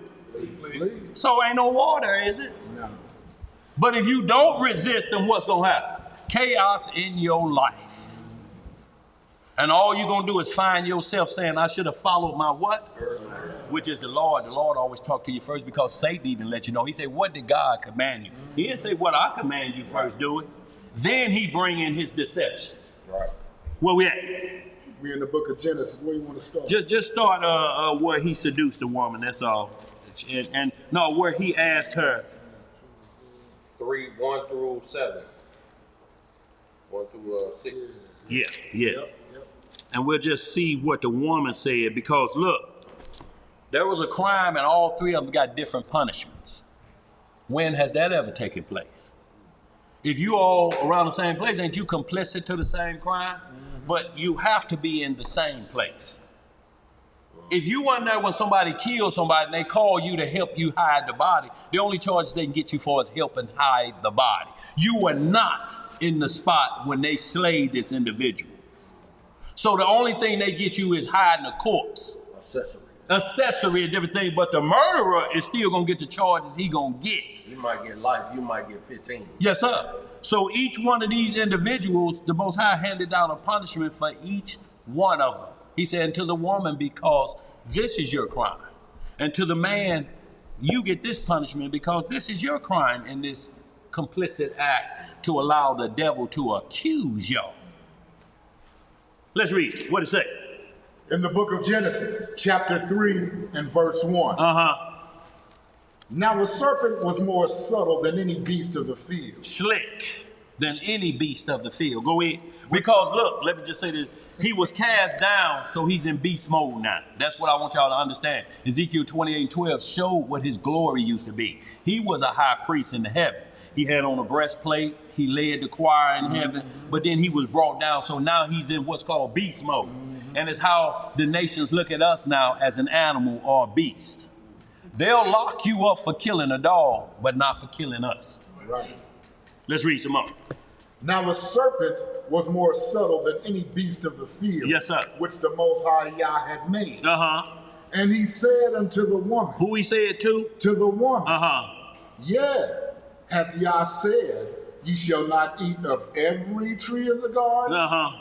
And the woman said unto the serpent, we may eat of the fruit of the trees of the garden, but of the fruit of the tree which is in the midst of the garden, Yah hath said, ye shall not eat of it, neither shall ye touch it, lest ye die. So he basically put a two-part on her. He said, the devil may say something to you, but it's only when you eat it, when you touch it. See, if he tell you go do wickedness, you still have to go do wickedness for the crime to be completed. But if you can stop it right here, if you eat it and then throw it back up, you in good shape. But you can't be caught in them positions all the time where you become anorexic and just keep throwing up bad food. I'm going to eat it, then I'm going to throw it back up. That ain't going to help you out. I'm going to play with a Ouija board, then I'll throw up. At some point, you got to learn discernment. You got to learn discernment. Go ahead. Verse 4. And the serpent said unto the woman, ye shall not surely die. For Yah doth know that in the day that ye eat thereof, then your eyes shall be opened, and ye shall be as gods, knowing good and evil. See, he said you would be supernatural, not preternatural, because Adam and Eve were preternatural, meaning they had come from the natural earth and a supernatural spirit in it, so it makes them preternatural. And then you got supernatural, which were the angels. What he was telling them is, if I was you, I wouldn't go for that preternatural stuff. Y'all supernatural, ain't y'all created just like me? Why is there a separation in there? And you don't understand the second is greater than the first creation because they were created to serve us. That's why they're called guardian angels. They're not here for you to serve them. So he had to get that switched up. I need y'all to bow to me. I'm not worshiping no dirt, man. Are you crazy? This is supernatural. What else you got? Verse 6. And when the woman saw that the tree was good for food. She saw it was good for food. Because she was tricked. Just like a little sister on the corner, a pimp will trick you quick. Have you up on a rooftop on Martin Luther King and Goodfellow and say, all this will be yours. Every alley, Every trash can. every gangway, every back of the store. And she said, you must be a baller. You gonna give me all of that. Every building with the back door out. Yeah, look at it. Let's get some more. And when the woman saw that the tree was good for food, and that it was pleasant to the eye. What was it? It was pleasant to the eye. And a tree to be desired to make one wise. See, a tree to be desired, and all he showed her was sexual intercourse, spiritual first, spiritual fornication. Break the law of God, that's the first spiritual fornication. She was in adultery mode at that point against the Lord. Yeah, look at the stars. Look at the sea, yeah. You'll learn about all of that if you was a God You'll like have me. knowledge. Yeah. You're a God. But Psalm 82:6 say, You're gonna die like a you're gonna die like men. That's right. Yeah, you can call yourself God all you want, but you're gonna die like men. So real quick, hold on, give me that. Let me look up them real quick before you finish that. But go ahead, give me that dictionary. No, that dictionary. I just want to look up some terms for y'all: natural, preternatural, and supernatural. Adam was preternatural. Christ came in preternatural on this earth because his mother was of the preternatural or natural, so to speak, and he was supernatural put in her womb. But before, because he was the first creation of all creation, he was created, he's the first creation. He's created in pure truth and righteousness. And the name that was given to him is called the Word. You're my mouthpiece. The Father don't get off his throne and go do no work for what? Right. That's like you got 5 boys, they're all working age, and you get up, they still sleeping and scratching, and you get up, I'm gonna go on out to work, see if we can get something to eat. And bring some cereal back, we out.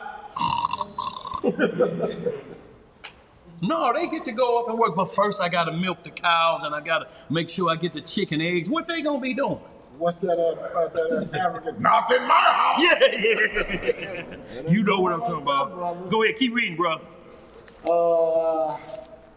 She took of the fruit thereof and did eat, and gave also unto her husband with her, and he did eat. So it says he was with her. Does that mean he was standing right there? Because we don't see the devil asking him anything.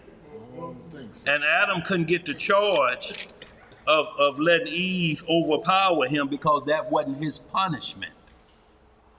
His punishment wasn't you let her, you have. His punishment was you listen to her. Right. What did I tell you to tell her? Ain't got nothing to do with what you're saying. The woman you gave me, she tricked me. Right. Oh, so the Lord created evil for you. You had a trick woman. No, your woman fell for the tricks of the devil. Slow on that. Go ahead, bro. Keep reading. Verse 7. And the eyes of them both were open. And they knew that they were naked. And what did they know? They knew that they were naked. Look, if you look at a tree, one, to make you wise, how do you not know you naked? It don't make sense, do it? What that meant is the eyes over, they knew that they was naked. They like, we done messed up. Look, when you know you done messed up and somebody clicked the lights on, you ain't supposed to be under them sheets. You been caught naked, ain't you? Right. Man, they caught him with his drawers down, dog. What that mean? You been caught naked, ain't you? You been caught in violation. What else it say? And they sewed fig leaves together and made themselves aprons. So y'all, I just wanted to read this real quick so we can get some understanding on how Adam was formed. Okay, so we got natural, and then I want to read just preternatural. So we get some understanding, y'all. We'll move on. Because we got a few scriptures I want to hit on. Pre, and that's P-R-E, right? Yeah, Okay. Okay, got it. I got it. Natural. Present in or produced by nature. Not artificial or man-made.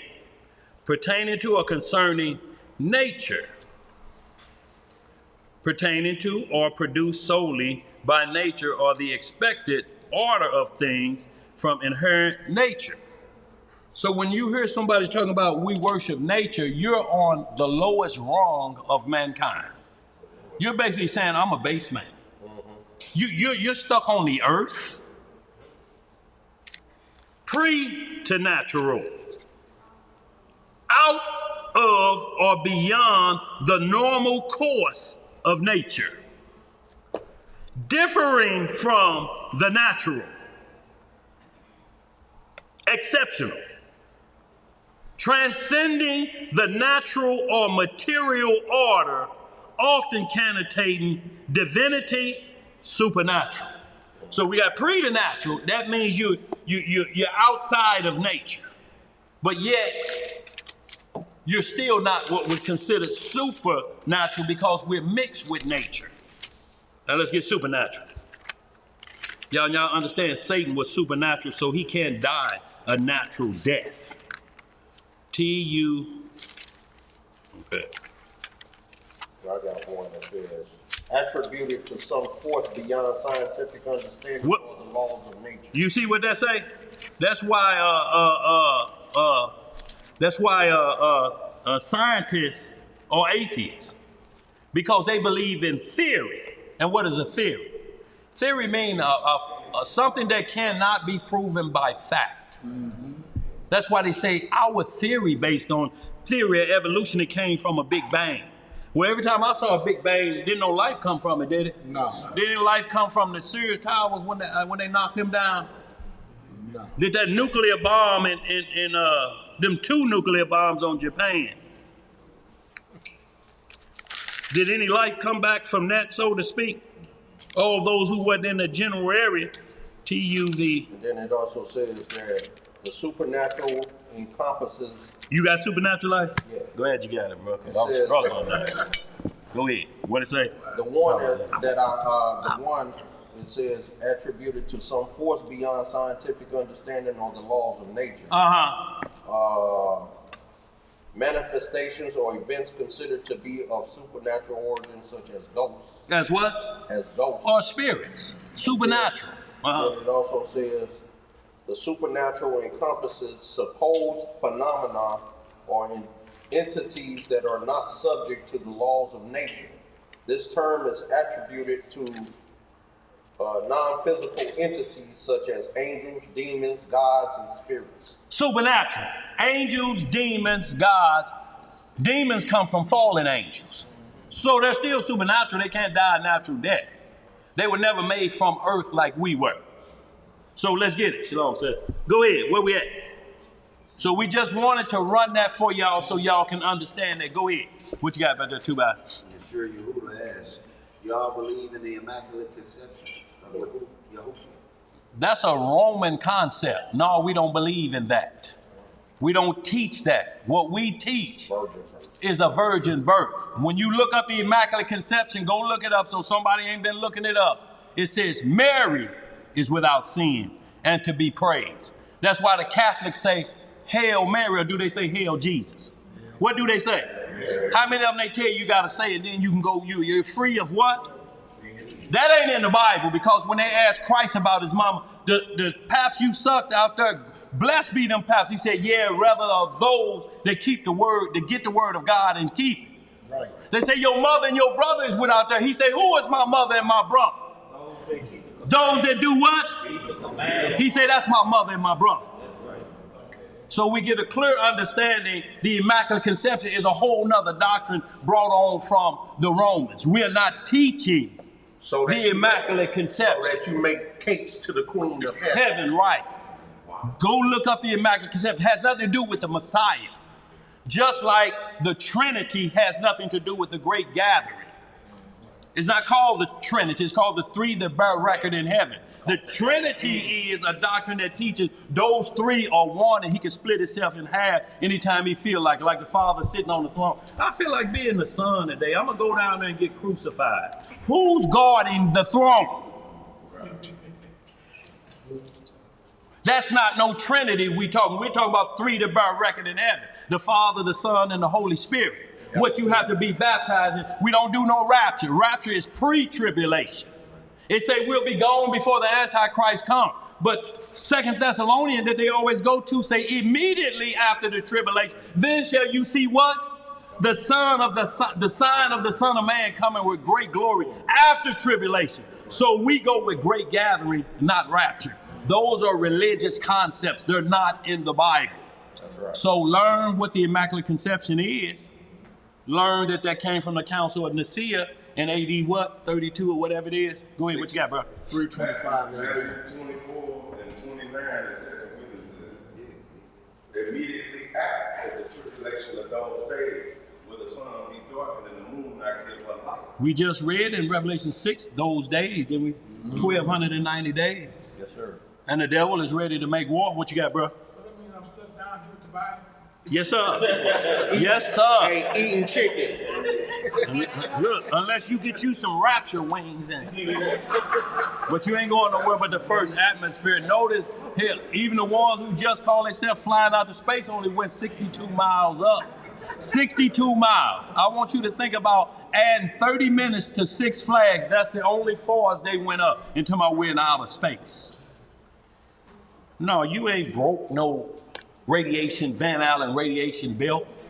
You just went up into the, what's called the first, you went past the first heaven. You're into the second heaven realm. The first heaven is where you can see the clouds in the blue sky. That's the first heaven. After that, you go into what's called the second heaven, and that's into that space in between. And then you're coming right back down. And then you're coming right back down, but you can't go to the third level, which is called paradise, that Paul speaks of in 2 Corinthians 13. He said, I saw a man that went up to the third level of heaven. See, it's called the third level of heaven, or paradise, where the thief went. Ain't nobody been to them levels, and they ain't been to the moon either. If you've been to the moon, there ought to be a McDonald's up there now. It's more technology in here than was in the space shuttle that they say they went to the moon in. That they can't find. That they can't find. The flag should still be there, ain't it? You got to roll up that fly pass and let us see the flag. Well, not only that, Israel will cease to be a nation if that happens. If that happened. Jeremiah 31. Yes, sir. So, y'all, we see that the devil and the punishments given out, she saw a tree to make her want to be wise, basically get her out of her innocent stage early. It's like teaching a 2-year-old how to twerk. You stick a pole in a playground and tell her go at it, and she's only 3 to 5 years old. That's gonna be a problem, ain't it, for a young girl? Yeah. Where we at, bro? We gotta speed it up, y'all. We gotta speed it up. So, Mister, go ahead. Elisha? Oh, where we at? So, y'all, all I want to do is get into Genesis about the woman who he attacked. And first he attacked Eve so that he could have Cain would be born corrupt, because they wouldn't have been fruitful and multiply from a righteous perspective. Like Isaiah 4 speak of. They tainted that thought process. You know what I'm saying? And they put in her mind that she was thinking she was having relations with Satan, not Adam. Because she said, I have gotten a man from the Lord. Not my husband, but I've got a man from the Lord. One who taught me law. Boy, look here. And we know what Cain represents. She said she got her understanding first from that side, right, from the dark side. Yes, sir. And that's why Cain was the way he was. Because that knowledge transferred through her umbilical cord, that information transferred. Yeah. So he came out with those kind of same aspirations, though, that same murderous, lying, deceitful attribute that his father had, she got first from that his first spiritual daddy, children of the devil. That's what 1 John 3:11 say. He's the son of the devil, not physically, because we got Genesis 5th chapter where it starts off about Cain's lineage. Adam knew Eve and she bare Cain. 4th chapter. Go ahead. Is this the same brother Yahshua? No, that's Eliana Coleman that you're looking at. Yeah, we got to get rolling. What they asking? What they asking? We got to get moving. Shalom, get it. Go ahead. You believe Joseph was the biological father of Jesus? We just told you we believe in the virgin birth. Right, but look, and then you say, I do, just trying to learn your position. He do? That's what. So you believe in a blemished lamb that came with a man that has to be unclean after intercourse till the evening hours to make sure he don't have the itches. Not only that, there was no wedding ceremony before the sex. You got problems in what you believe. Right. You got an unlawful wedding bed. You had sex before the marriage. Why would he try to put her away? It's supposed to be right. And why did he try to put it away? It's supposed to be a man of God there and everybody around you, and they ask, do anybody got anything to say about this relationship? And if anybody said, yeah, that's Earl's woman, he in the penitentiary, but he finna get out on parole, that would stop the wedding. You can't do anything about that once they come out of the bedroom and they say, raise your hand. That's Earl's woman. Well, Earl's woman done been handled. Now you got Biggie Smalls. I'm through. Send her home to you. If you believe that that's the issue you have to deal with, believe in Joseph, his daddy, because you can't get an unblemished lamb out of a blemished father. Right. Let's read some more, y'all. Well, you say we're in Matthew 4? Yeah. You want 1? And we're going to see the Most High checking on how Satan comes. Go ahead, bro. What do you got? Another question Adriana Coleman asked, was Mary covered by the Holy Ghost and conceived? Was she conceived by the Holy Spirit? The question says she might be meaning that, No, Mary was not conceived by the Holy Spirit. The angels came to her mother and father who was of older age and told them, you're going to have a child. It's going to be a baby girl. We're going to raise her in the temple. She will never be defiled. But when she got 12 years old, they say we got to put her out lest she defile the temple because she may come in her flower. Right. She may come on in the temple and that'll defile the temple. So no, she was not like that. But when she had Christ, there was no blood. There was no pain. She experienced what Eve was supposed to experience before she said, but Eve cursed was pain during childbirth. Closer to death, giving life, you're closer to death. And not only that, but multiple conceptions. So that's where twinning came in at. Twins, multiple conception. So think about that. Now the pain is doubled up. You holler and finally get rid of that first one. Oh, Lord have mercy. Wait a minute, they coming again. Oh, there's another one in there? Now the hollering starts all over again. Rachel, Jacob's first wife, died giving birth to Benjamin.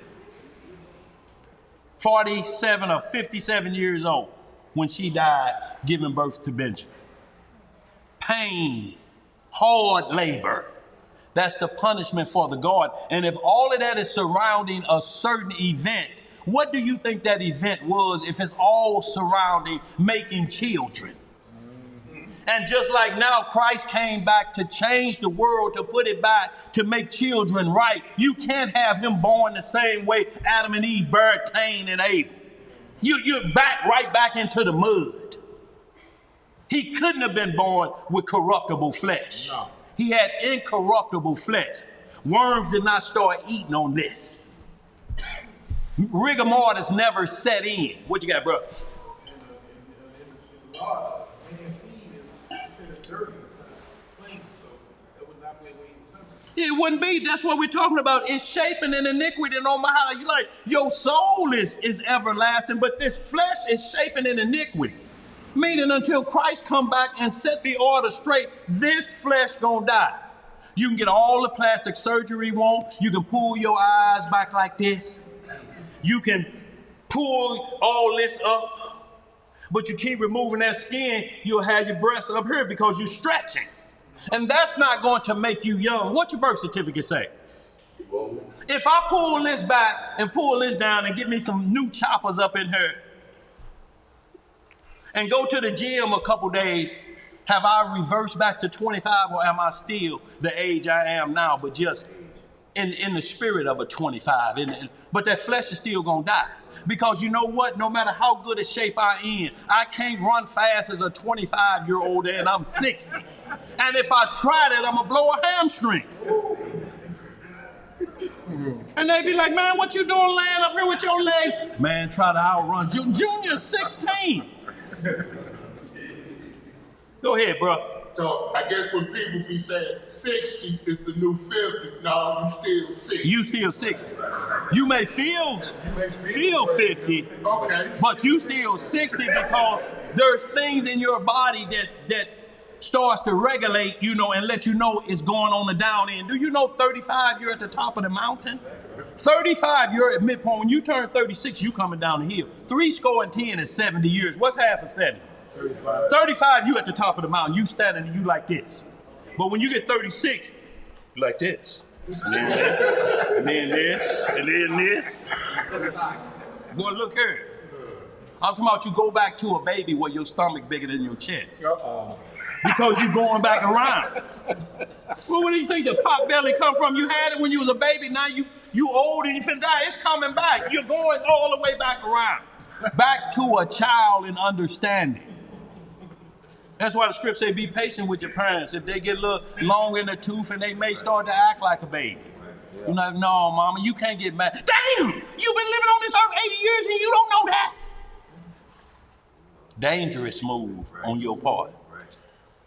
The Sirach tell us to, you know, treat them with respect when you get old, because you're going to get old and you're going to start to forget things. And right now, if you forget 3 things now, you come out the house and you go back in. You come back out the house and you go back in. People cross the street looking like they on that kush. Got to be, you know, or you getting old. One or the other. Let's get some more. Where we at? Boy, look, I had to go back home and forgot my phone card. Now I forgot to charge. And the people cross the street looking, yeah, they on that kush. You can't forget nothing like that. Short-term memory gone. Yeah, true. Let's read some more. Where we at? Matthew 4 and 4. We can start at 1 if you want to. Yes, sir. Yes, sir. We're going to get to subject matter. Y'all, and what we're talking about, we just read, he's the accuser of our brother. He accused day and night. He'll accuse you in your sleep because the devil, what do you call a nightmare? What is that? Is that the devil or God messing with you? A nightmare. I want you to understand, who was the one had you scared to death and scared to go back to sleep? Is that the devil or is that God? It's the devil, so he come at night, and that's why you scared to go back to sleep. But you can't be scared to go to sleep because you'll die and you'll get viruses if you don't rest and go to sleep. Knocked out is not sleep. Michael Jackson was getting knocked out. It was like somebody KO you on the street. They're not sleeping. They're not resting. The plug has been snatched out. But when you go to sleep, you go into REM sleep, REM. Rapid eye movement. When you see somebody doing like this, they're into dream, they're having a vision. And it only lasts for 5 minutes. But guess what? You done been through 3 graduations in them 5 minutes. Because the spirit quickeneth. Things flash before your whole life. So in them 5 minutes, you graduated from high school, and then you got your other degree, and then you got your car, and you had family, and then you drowned. All that in them 5 minutes. And that will scare the hell out of you because you don't want to see tomorrow, do you? Right. Let's read some more. Matthew chapter 4, verse 1. Then was Yahweh led up of the spirit into the wilderness to be tempted of the devil. To be what? Tempted. Of the devil. So right there they say, why would God do that? He was the savior of mankind. This is a trial. Because Christ had been trained. He's 33 at this point. He didn't allow the devil to do this to him when he was 12 in the temple breaking the Pharisees off. Did the devil come at him then? The devil came at him when he was fully seasoned and ready to switch the order of Aaron to Melchizedek. He had to stop that. So that's when the devil came, when Christ was seasoned. Let's read some more. Verse 2. And notice, not to cut you off, like a priest, because Christ had to be under Aaron till he was crucified. They had to be at least 30 years old. So he was in the range of a priest. He was 33. Well, at least 33 when he died, but from 30 to 33, he was in his ministry at that point when he did his first miracle.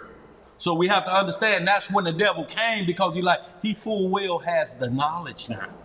Time to get it. If I get him, I'll rule the world, at least planet Earth, forever.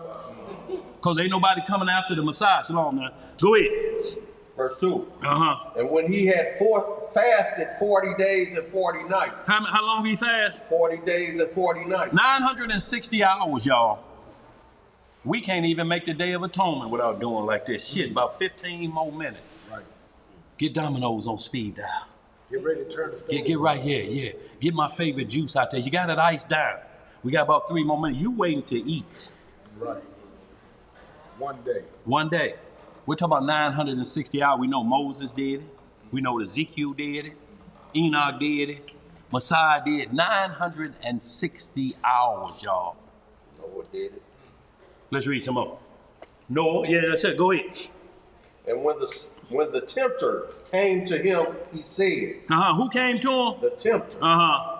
If thou be the son of Yahweh, command that these stones be made bread. But he answered and said, it is written. It is what? Written. Notice what he went back to the law, didn't he? Let's read what the law says. Man shall not live by bread alone, but by every word that proceeded out of the mouth of Yahweh. I don't care how much unleavened bread you do. If you breaking 5 of them commandments, you just got a belly full of unleavened bread. Yep. That's all you have. It's like a wet sinner getting baptized and come up with the same thoughts. You're just a wet fornicator now. But you just wet all over and just instead of your shorts. Let's read some more. Where we at?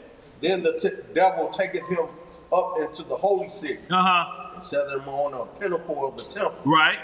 And saith unto him, if thou be the son of Yahweh, cast thyself down. Do what? Cast thyself down. For it is written, he shall give his angels charge concerning thee, and in their hands they shall bear thee up, lest at any time thou dash thy foot against the stone. So we know David wrote that in his prophecy. So the devil is quoting law, y'all.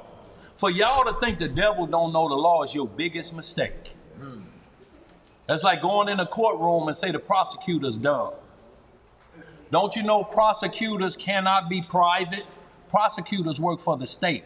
There ain't no Johnny Cochran prosecutor. You can't go hire a prosecutor to prosecute the police. They work for the state. That's right. Now you get the best defense attorney, but you can't get no local prosecutor. You can't look in the phone book and say, prosecutor Earl Jackson on 53rd Street has known to lock up many a police. Let me know when y'all find that. Let's read some more. Where we at? Verse 7.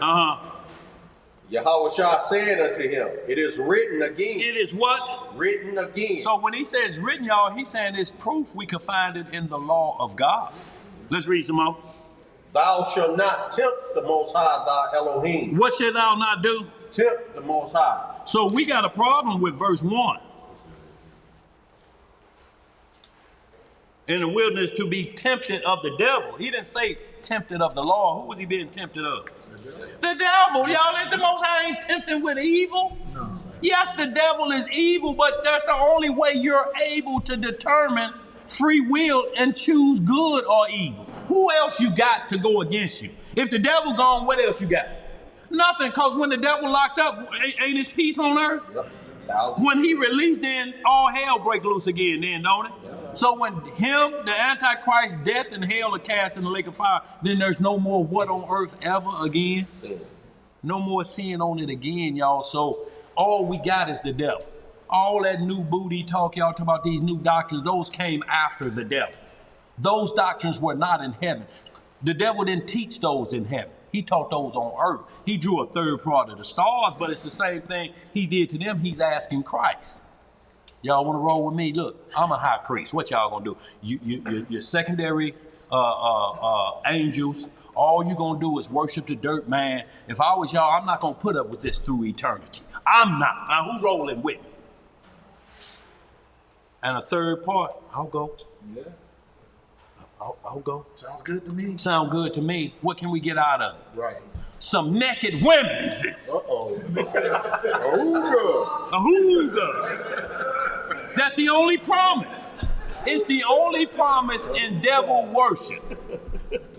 It's extracurricular sex. That's all it is. That's why fornication is as the seed of witchcraft. We have to understand that, y'all. The devil just using what he did to cause death in the beginning. Seduction. to pull your clothes off. You want $1 million? You want Soul Brother magazine? You want to be on the front of that? Then you have to sing sin. Man, don't nobody want to hear that, the Lord is my shepherd and I shall not want. What else do you have? How about name yourself 3-6 Mafia? You get a Grammy? Yes, sir. And what we need is women scantily clad. What we're talking about is G-strings made out of dental floss. That's what we want in your videos. That's not a G-string, that's just a Ain't 3-6 Mafia, ain't all of them handicapped in some kind of way?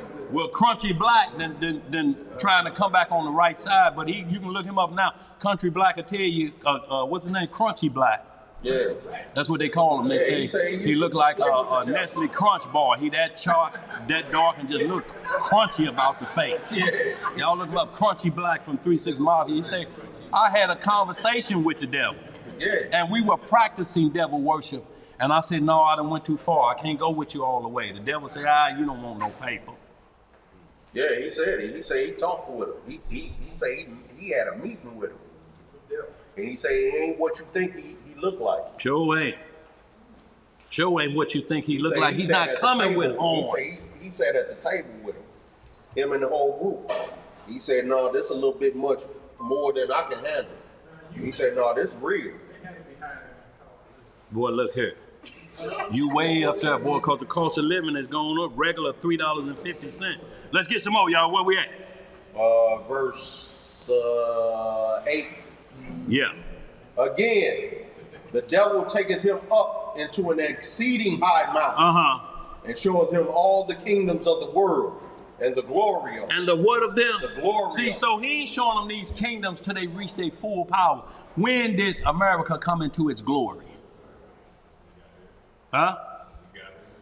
No. Well, yeah, that was the beginning of it, but I'm talking about where all nations respected them because, you know, before we got here, they were colonies. It was 13 of them, so they were trying to get their independence. So technically, they came to glory because we built their kingdom, but I'm talking about when they reached that monumental status is when they wrote their constitution. They're in their glory. Then they're separated from Britain.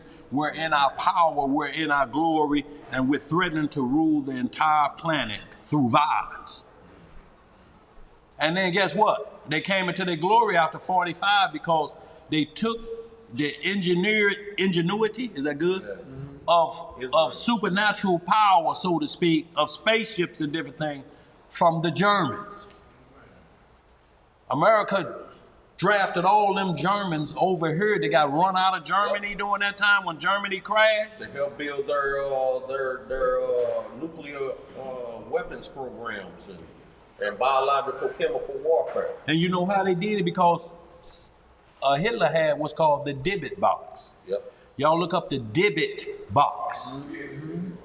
And it's a supernatural, written by rogue Israelites, Pharisees, that put a devil box together. Because it got Hebrew writing on it don't mean nothing. Its practices is of the devil.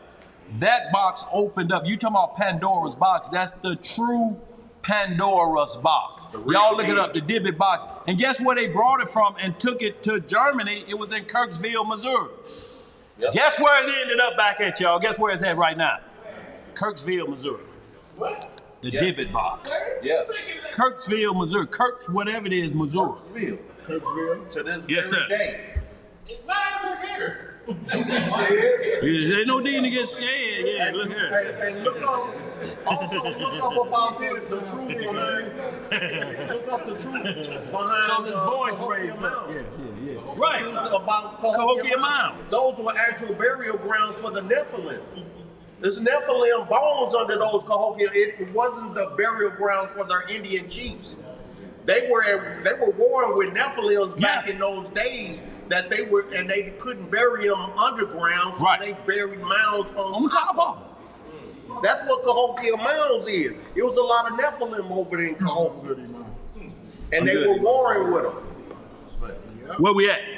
That's what the mounds are about. Cahokia Mounds, because they can't explain them. We had some Israelite talking about the Mississippi River was the Red Sea. So what is Cahokia Mounds? The pyramids?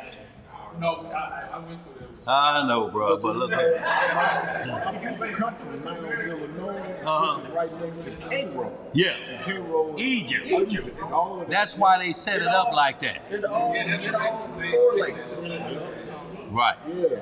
But the bottom line is then you got to make west east and east west. So now you're making good evil and evil good. So y'all, we ain't going to get into that. The sun rises in the east. Right. Right. It's going to be a lot of convincing to say that's the west. Right. Let's read some more, y'all. Let's get caught up, y'all. We got to get caught up. Okay, verse 9. And said unto him, all these things will I give thee, if thou wilt fall down and worship me. Don't y'all see what the whole objective for Satan is? Is that you fall down and worship him. Right. He like, I'm going to give you gifts. Y'all waiting around, it's spookism, it's this and that. Why y'all waiting for some man to show up out of the cloud? Well, then ain't that where you come from, Satan? Look, even the ones you worship start talking about, we worshiping our ancestors in the universe and all of that. So they thinking spookism too, ain't they? They just tricking you. What ancestors up there, what they gonna tell you? What they gonna tell you? Let's read some more. Verse 10. Then said Yahushua unto him, get thee hence, Satan. What'd he tell him? Get thee hence. For it is written, thou shalt worship the Most High, thy Elohim, and him only shalt thou serve. Now let's see what the devil did. Then the devil leaveth him, and behold, angels came and ministered unto him. So this is what you'll see in a consistent pattern. When the devil attack you, if you get through the attack, the healing doctors are coming. The guardian angels are coming to minister your flesh back up to where it needs to be because you've been through a supernatural test. And the only time you're going to get supernatural tests, y'all, is when you're asleep. But if you wake up defeated, your flesh going to be defeated the whole day. You can't wake up defeated. Scripts say your sleep ought to be sweet. You ought to be telling the devil, get out of my dream. Now I'm dreaming that I'm over here at the Jordan eating these pomegranates.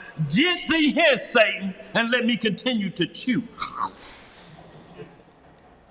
You got to be lucid dreaming. Lucid means to be in the aware that you're dreaming.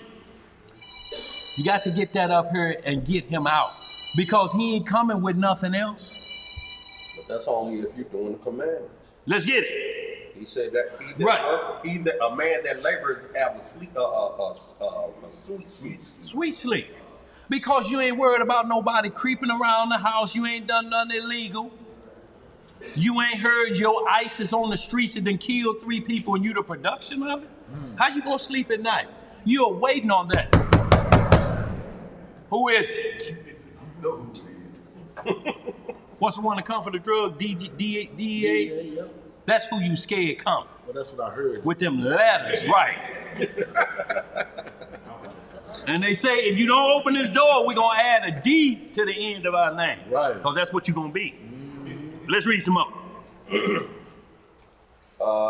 Verse 12. Now when Yahushua had heard that John was cast into prison, he departed into Galilee. You can hold there. That's all we want to get was the understanding that he ain't just tempting you. He came after the Messiah. And he offered him gifts at the highest level. Y'all, the Most High say, come on now, you got to be kidding me. You know better than that I can't tempt the Lord, but notice the devil left him after you tell him, no, man, it's the same way when anybody that know you done left that narcotic alone, they won't call you no more when they truly know. Because they gonna offer you stuff. Dog, you can get that double up for half the money. You can get that double up. And you say you can play double dutch, you can do whatever, you can ride the double dutch bus, but I'm through with it. And they will leave you alone. But they have to see it here that you're through with it. The devil has to see that you're through with it. The devil care about you saying I ain't messing with them women's this no more, and you still up in the club with your player clothes on. And you've been working this finger again in the gym so it can hold that cup of Hennessy like this. You talking about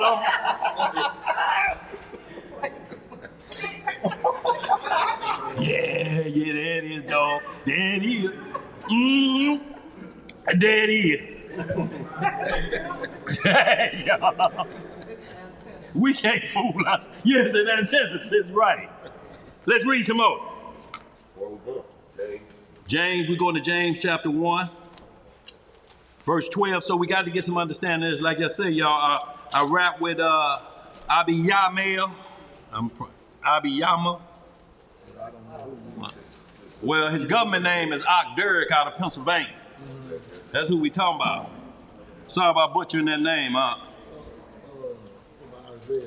No, I'm going to go to that later. I just want to get that James chapter 1, verse 12 through 15. Y'all, we're going to move into the different areas of understanding he don't tempt with evil. So far, we ain't seen the devil been able to tempt the Most High. Now look, it was evil what the devil was doing, even though he was quoting the scriptures. He said it's written that if you jump off of here, the Lord will send angels to catch you before you hit the bottom. Is that written or not? The second half ain't written what he said. The devil gonna tell you a half truth and 10 whole lies. Let's read some more.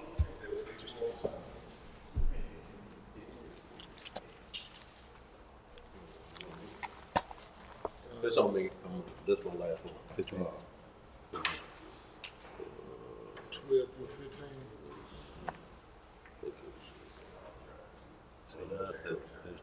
Okay, so did I fell away? Absolutely. Yes, sir. James chapter 1, verse 12. Yes, sir. Blessed is the man that endureth temptation. See, so you have to endure temptation. That means it may come at you tomorrow and give you 2 days rest, and then temptation comes back again. But you got to keep fighting it until the end. You have to put that whole armor on. And they say put on armor of the flesh. What you gonna shoot? We just read the definition of supernatural. It said angels, demons, the devil, the Almighty. What pistol you got gonna have them run?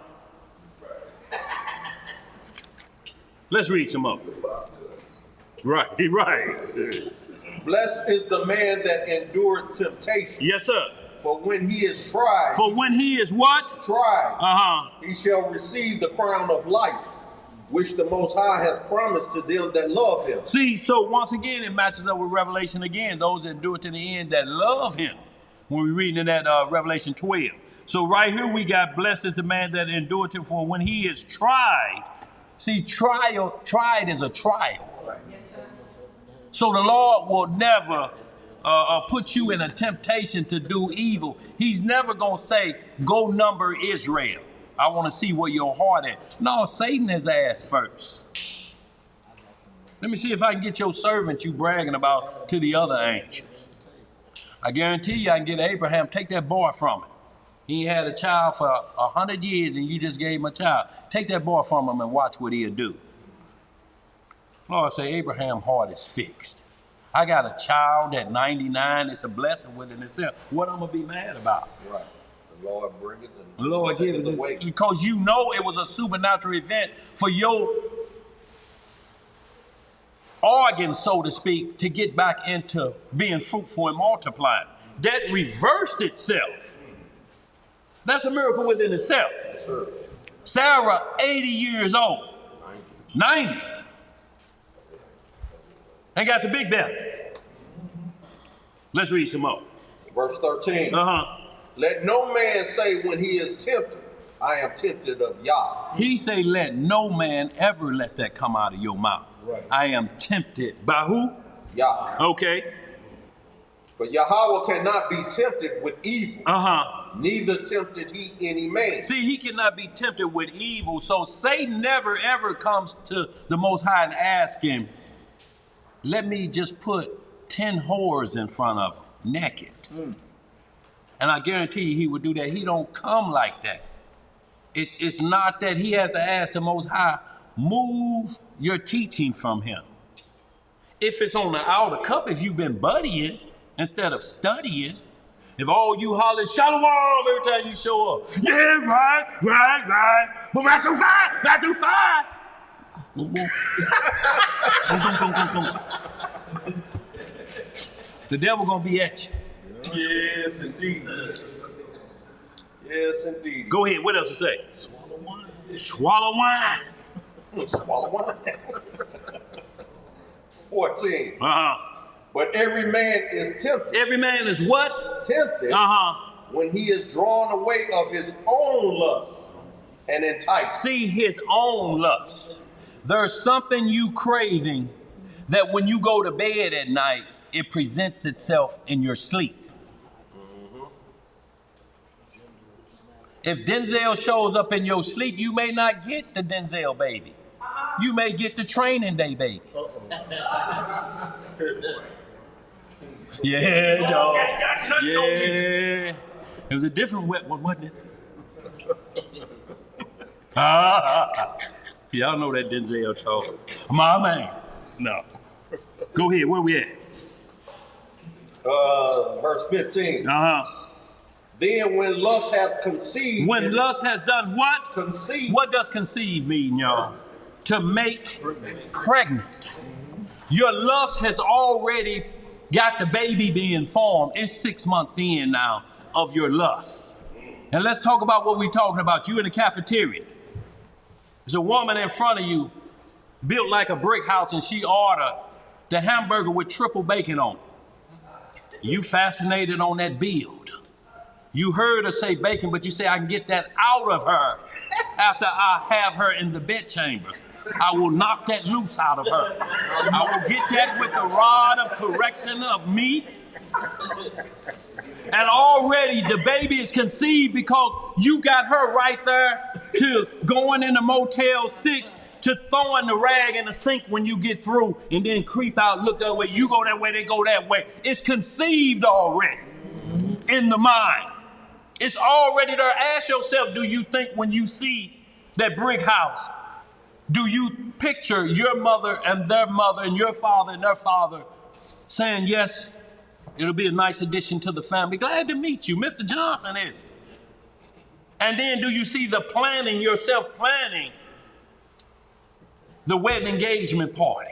Then do you see yourself jumping the broom and going off for the 7-day honeymoon? If you ain't seen yourself doing that, then your lust has already beat you to it. Yep.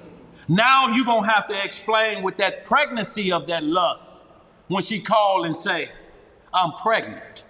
You say, well, I thought you say you was on the pill. I thought you say you was only going to put your covenant in. Now we got problems, don't we? I know it's mine. How I know it's mine. That's the, ooh, boy. That means that covenant is just being slung about. Right. With no regard. What you got back there, Getty? As you said, after lust is preconceived, the great second witness to that would be as a man or woman thinking, so he beat. Absolutely. If that's on your mind all the time, that's all you gonna be. You can fool us in here, but when the night comes, it shows what you really about.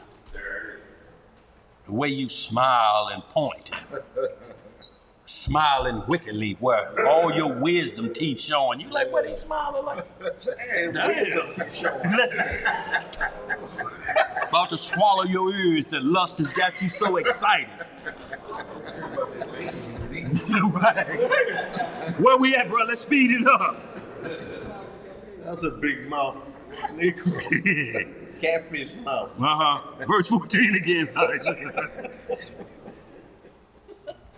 Verse 14. But every man is tempted when he is drawn away of his own lust and enticed. So it's your lust and then the enticement comes.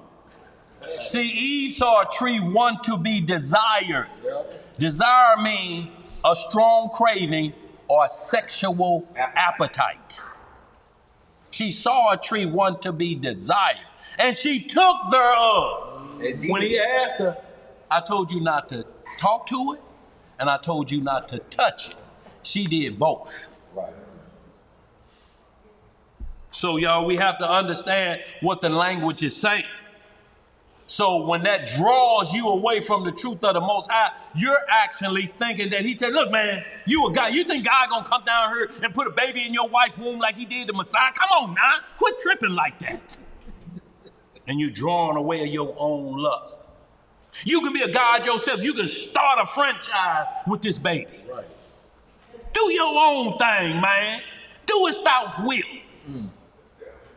Y'all, we have to understand temptation is of the devil. A trial is of the Lord, but it's just to see if you've been practicing like you come. Like you get a surprise test at school. If you ready, ain't no problem, ain't it? It's the ones who ain't ready. You know what clicks in? The lust. And it's called copying. Like I had. We have a what they call them tests? A spot test or what? Pop quiz. I'm like, damn. Pop quiz.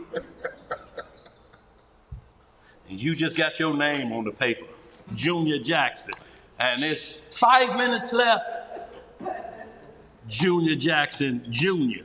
And just put that on there. You ain't got nothing on her until you do this. The lust tell you, look at this paper. He's a straight A student. And I was doing that. And turned my paper and walked out with the rest of them. But you know what happened? He erased all them answers. I said, why he still doing here? He always leaves. He erased all of them and put the right ones. And when I saw them pass his paper, A, Jimmy B, Sally C, Tate F. I'm like, damn. Wait a minute. I knew then that cheating wasn't gonna get it done. You had to do some study. Yeah, he was, bro. Fixing it good. Because I got 2 A's previously with no work. That's like somebody saying I'm saved and abomination swine is in their vessel. And they say, I know I'm good and I'm going to the Lord and ain't kept no commandments. It's gonna be rough on that. Somebody's gonna get an F. And I'm just saying that because I had a little cousin, man, just didn't want to go to school, but just came to roam the hallways. Gym teacher asked me, he said, hey, Tate, is William Tate your cousin? I said, yeah, Mr. Lacey, what's going on? Well, he got an F last quarter. He's going to get an F this quarter. And he's going to get an F next quarter. He'll get a C if he just put on his gym trunks. Right. So he up in there while they playing gym, got on lead mans and a nick playing dodgeball. You better talk to him. I'm like, okay, I'll holler at him, Mr. Lacey, man. Let's read some more, y'all. Where we at? You want me to get 15 and 16? Yeah. All right. Then when lust hath conceived, it bringeth forth sin. What does it bring forth? Sin. Because it's an illegal pregnancy at this point. It's off limit. It's like trying to say you believe Joseph is the daddy and it's illegal for it to bring forth righteousness. Let's read some more. And sin, when it is finished, bringeth forth death. What does sin bring forth? Death. What's the wages of sin? Death. Let's read some more. Do not err, my beloved brethren. Do not err or make an error, my beloved brothers. But y'all have to understand, Satan only come when you claim you're full of the Spirit.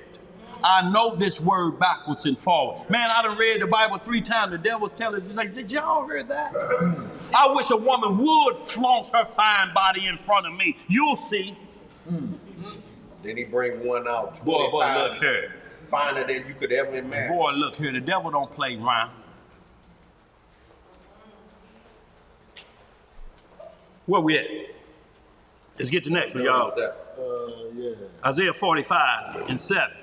And then we're going to move on to what the Most High say about men so we get it in our mind how he attacks.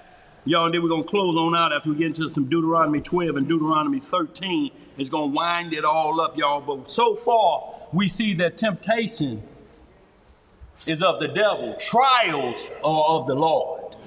See, because the Lord, when Job came to him, Satan came to him and said, have you tried my servant Job, who eschew evil and is the most righteous person on planet Earth right now? That was what the Most High told Satan.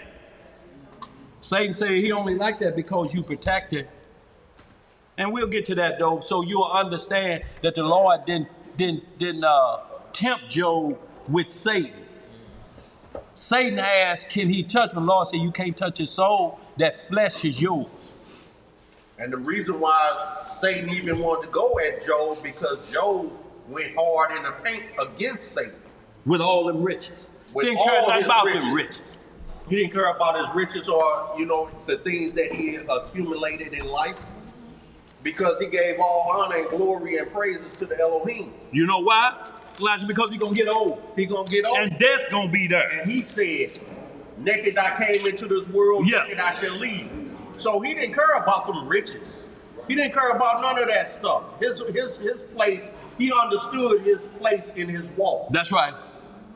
And he expected the resurrection. That's what he looked forward to. That's what it He is. placed all his trust in the kingdom. He sought the kingdom first. And that's what he saw, y'all, because he told him, in Job 19:25, though worms take on this flesh, but in my body I shall see the Redeemer stand on the earth in the last days.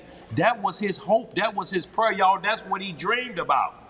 So what the devil was trying to do to him one day, he said, your children dead, man. I ain't got nothing to do with that. The Lord giveth and he take it away. And then killed all your servants, the camels gone, the sheep gone. What does that got to do with me? And this happened day after day after Day after day after day. So he had calamity after calamity. And most of us couldn't endure one day of calamity of one thing happening to us bad. Look here. And people saying, well, ain't that evil that the Lord took his children? The Lord say when a child is born, he's the closest to death as he's ever going to be. And so is the mother. So before the child is born, you have this obstacle right in your face of this child may not make it out of the womb. And if it do, it may die immediately. That's the challenge at the beginning, not at the end. What Job care about his children 35? He like 40 years old. He like, they didn't have a good lifetime on earth. If it's time for them to go, but you know what? They can't go to the lake of fire about it. Their souls will be preserved just like Jonathan's was when he had to die for what Saul did to David and went to the soothsayer. Jonathan had to die behind that, but Jonathan will be in the kingdom. But he had to pay for his father's transgression. He can't be judged for him though. Which one of y'all in here worship Baal in Jerusalem? And that's why y'all here. Which one of you? Hold your hands up. Now who did that? For the reason we here. Didn't our foreparents do it? We didn't do nothing to that, did we? Right. Didn't cause none of our children to be strung up and beat to death and killed by these police. That was y'all doing. But none of them can't be judged about their doing. It's every cause has a, what would they say? Every action has a reaction. There's cause and effect. Right. When you do wrong, what you say, Getty? Consequences and repercussions. Consequences and repercussions. Let's read some more. Where we at? Isaiah 45 and 7. Go start at verse 4. Yeah. Isaiah chapter 45, verse 4. Uh-huh. For Jacob, my servant's sake. For Jacob, my what? Servant's sake. Uh-huh. And Israel, mine elect. Uh-huh. I have even called thee by thy name. I have surnamed thee, though thou hast not known. See, he surnamed us and we don't really know him because he named us after our father. Y'all Israel. Exactly. If you don't know how you got that name, that's going to be a problem. Mm-hmm. If you can just say the slave ship, it goes before the slave ships. This go way before Jacob wrestling with an angel. That's before they went into Egypt. See, that's what that sister need to be hearing is that she ain't heard nothing. Right. Absolutely, bro. But hopefully the Spirit will send it back. Let's read some more. Verse 5. Uh-huh. I am the Most High. Who is you? The Most High. Uh-huh. And there is none else. There is no power beside me. Uh-huh. I girded thee, though thou hast not known me. Uh-huh. That they may know from the rising of the sun and from the west, that there is none beside me. I am the Most High, and there is none else. Uh-huh. I form the light. What'd he do? I form the light. Uh-huh. And create darkness. Uh-huh. I make peace and create evil. I, the Most High, do all these things. Now, this is what runs people into the ground with trying to understand that I create evil. When he created the law, evil was going to be there, because if you break the law, what's happening? The law say if you keep it, you should do what? Live, right? If you don't keep them, you should do what? What's the opposite? If you turn live around, what does it spell? Evil. It's the flip side. He said, if I create for you to do all righteousness and I give you liberty, I give you freedom and liberty with restriction of the law. You can do whatever you want, but you can't cross the line on this law. Free will don't mean do as thou will. Free will means you have liberty with restriction. And the restriction is the law of God. Because these same ones say do as thou will, still serve the devil according to his laws. Right. He tell them to get a pentagram, don't he? He tell them to stand in the middle of it and conjure up demons. He gives them instructions. So you don't want to do the Most High instructions, but you take instructions from the devil. He's still giving you instructions. Ain't no witchcraft without instruction. Everything in Deuteronomy 18 got instructions on how to do it. Necromancy. Dealing with the dead. And what's the other term for it? Where they'll go up into a funeral. Do you know people get funeral home jobs so they can have sex with the corpses? Mm-hmm. Oh, Necrophilia. Yeah. We can't do that either. That old boy, Alice Cooper, one of them, talking about sympathy for the devil, whatever it is. I believe it's that old Marilyn Manson boy. He tell you the dead don't cry for the dead or something. He like, I have more use for you, darling. Before they run that embalming fluid, I'm gonna run some fluid. It's, y'all. Just like Jeffrey Dahmer. Just like Jeffrey Dahmer, wasn't that what he was doing? He was doing the same thing. Dope them out, run them through, and then cut their body parts up and eat it later. What will I have today? He's looking in the refrigerator. Oh, elbows and sweet peas look quite yummy. And he was having sex with their dead boy, with their dead corpse.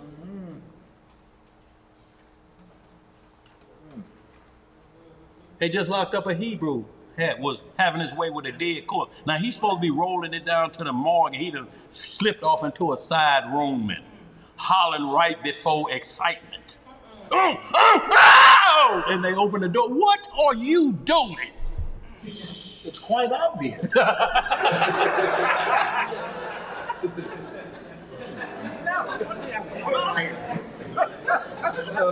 What you say, boy? They say that don't look like It's not what you think. Right. No, don't run that. You're trying to revive them. Yeah. No, that ain't the resuscitation we looking for. No. Go ahead. Where we at? Y'all, we just wanted to hold that to let you know cause and effect caused him to create evil. You know, and he say, look, if you worship, didn't he create Satan? And when Satan broke the commandments, what did he become? Evil. The Most High is still the creator. If you have two children and one is good and the other one just won't do right, did you and your husband think, now this one, baby, I want you to we just gonna turn the fire up. Look, I need this child to be evil.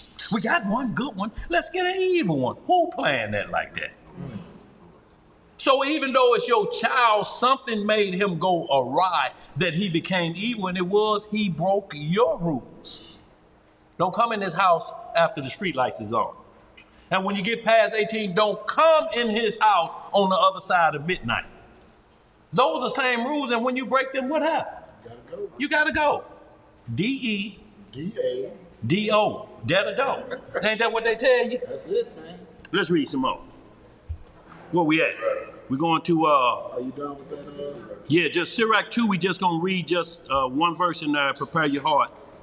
And then I want to get right to 1 Corinthians 10. We're going to hit these, y'all. We're going to close on out. Because these are, we're going to see consistently that the Most High won't allow Satan to tempt you with his evil practices unless you've been groomed enough.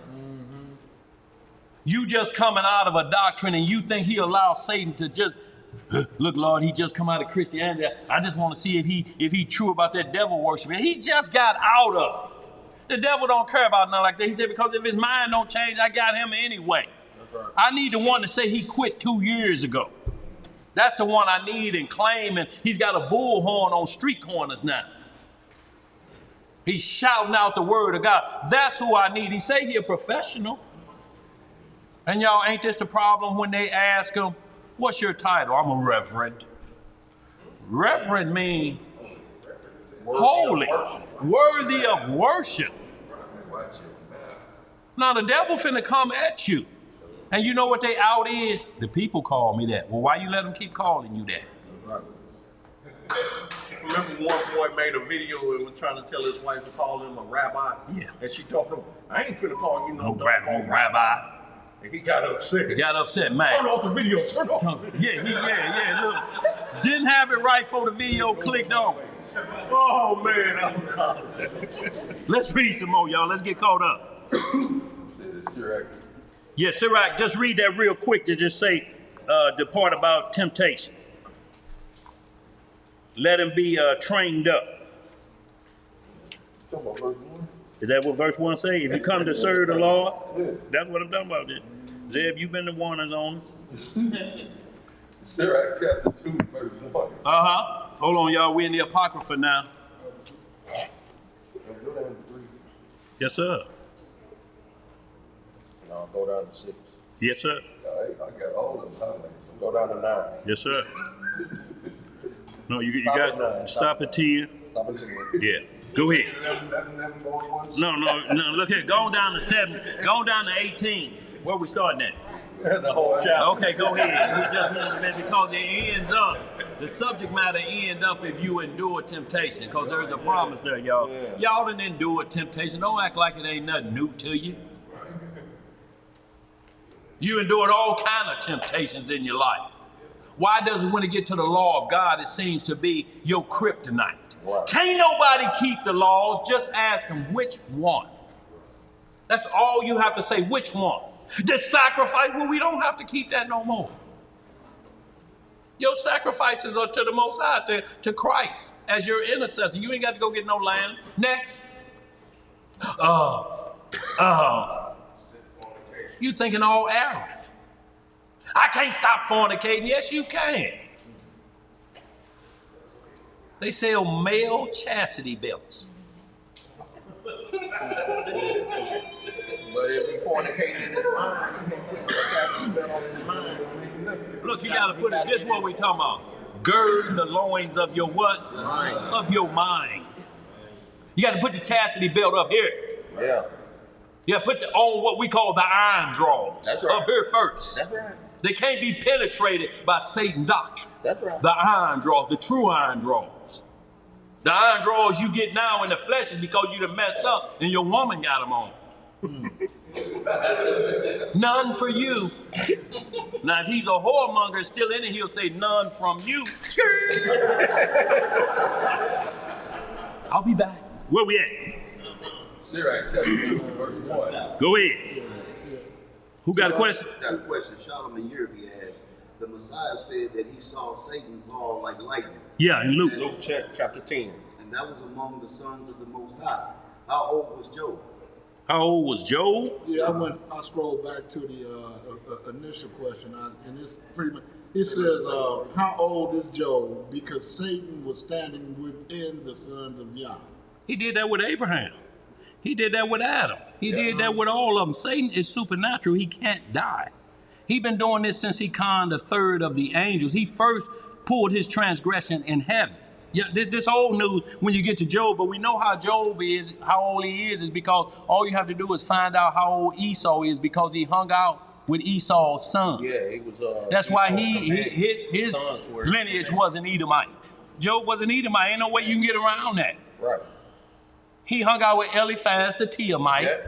You look in Job 36, it's the same bruise. Those were or brothers, I should say. Yeah, those were his peers of his city. That's right. But he just won. That's why we can't abhor an Edomite. If you say all Edomites, then you discount everything Job is talking about. I ain't reading the book of Job. It says Job was a devout man. What was he? Devout. The most righteous in the earth. Let's read some more. Sirach chapter 2, verse 1. What it say? My son, if thou come to serve the Most High. If you come to do what? Serve the Most High. Prepare thy soul for temptation. Prepare thy flesh. Prepare thy soul. You see what you got to prepare, and you have to do this in your sleep. Yep. It's the only way it works. It's when you can do it in your sleep because you're totally vulnerable and it's one-on-one. Now, if the Most High tell you, I'll send you out among wolves, I'll send you 2 amongst 10,000, what is you and the devil, what's the scrap so tense about solo? What you scared of? What you gonna tell the devil? You wait till tomorrow when I start dreaming, I'm bringing Earl, I'm bringing Zechariah, and we gonna whoop yo. No, you ain't. You can do that out on a street corner, talk rough. But none of them can get in your dream. What you think they're gonna be doing while rapid eye moving is going and you kicking on them covers? Let me in, dog. Let me in, dog. Let me in, dog. I was watching Nightmare on Elm Street last night, and the boy that she had her little boyfriend spend the night to watch her in her sleep. But Freddie was killing her while he laying it. He like, ain't nothing. He tossed her up to the ceiling, Right. just slashing her. Ain't nothing he could do. He like, I couldn't see nothing. I just saw her getting slashed to death. Right. He couldn't get in her dream to say, well, ain't nothing he could do but sit and watch. Then Freddie came and got him in his sleep. Let's get it, boy. Let's read. Verse 2. Set thy heart aright. Do what you got to do with your heart Set first. thy heart aright. And constantly endure. Not just till the weekend and you get tired. Man, I'm so sick of this, man. I done read Genesis through Revelation and the Lord ain't came back yet. Man, ain't y'all tired? What y'all gonna do? Teach that again tomorrow? Yes, sir. That's what we was informed. Preach the gospel in season and out of season. When you get tired of it, that means you're out of season. Still preach the gospel. No, bro, you know, man, I had to give up that teaching, man, since my foot twisted backward. But I'm still in the word, dog. What you need to hear. See, you're out of season. I'm not out of commission. I'm just not down at the assembly anymore regularly like I do, but you can give me a call and it's going to be the same knowledge. That's right. The same mind. Only difference is I got a twisted foot. I just can't get down there. Let's read some more. Set thy heart aright and constantly endure. And make not haste in time of trouble. Cleave unto him. Do what? Cleave unto him. And depart not away, that thou mayest be increased at thy last end. Why y'all think it keeps saying endure to the end, at the last end? It don't matter what you doing in the middle.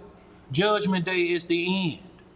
When you take your dying breath, you got to do what it needs to take to be done. I'm dying. Like that boy that got shot by the Klansman, Jake showed it last week. The Klansman, he told, slow down, man. He drove past the workstation. And I'm talking about he flew past so fast, he pulled a man's shirt out of his pants. He like, slow that truck down. He came, made a U-turn, came back, shot the brother in the face. The brother calling his people, y'all, I just got shot. It ain't no joke. Pray for me, y'all. I'm out here. Hallelujah, Lord, I love you. Those were his last words. That has to be on your mind. It can't be on your mind and, damn, I just paid for that house and I just got that new truck. No, you ain't, Lord. Are you worried about these material things? That's why you don't want to take the dirt now.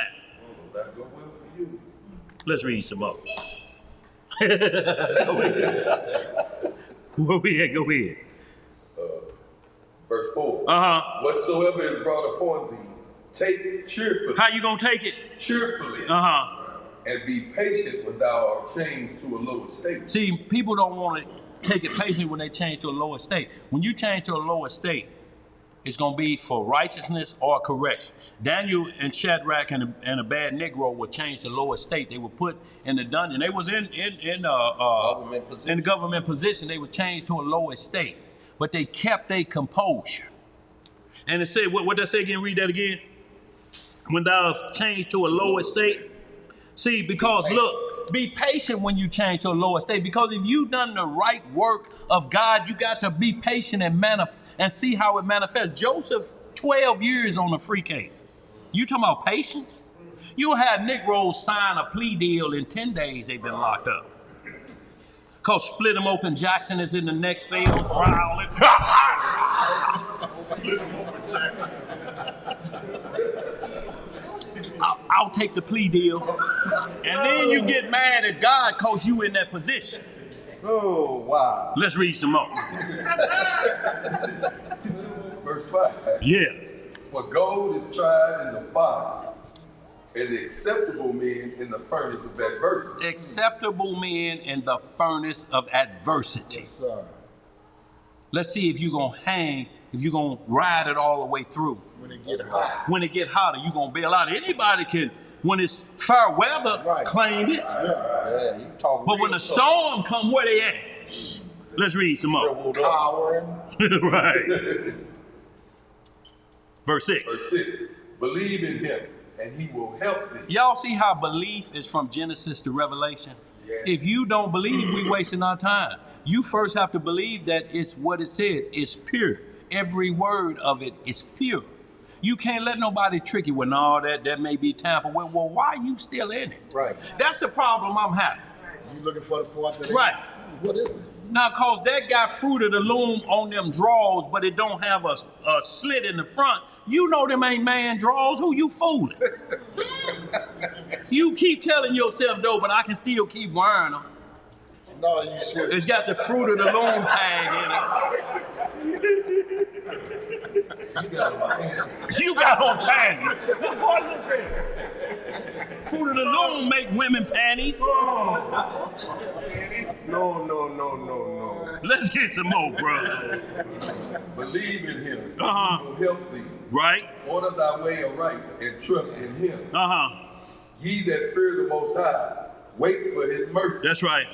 and go not aside, lest ye fall. What gonna happen if you go aside? Lest ye fall. Uh-huh. Ye that fear the Most High, believe him, and your reward shall not fail. Ye that fear the Most High, hope for good. What we gotta hope for? Hope for good. Uh-huh. And for everlasting joy and mercy. See, you got to hope for that.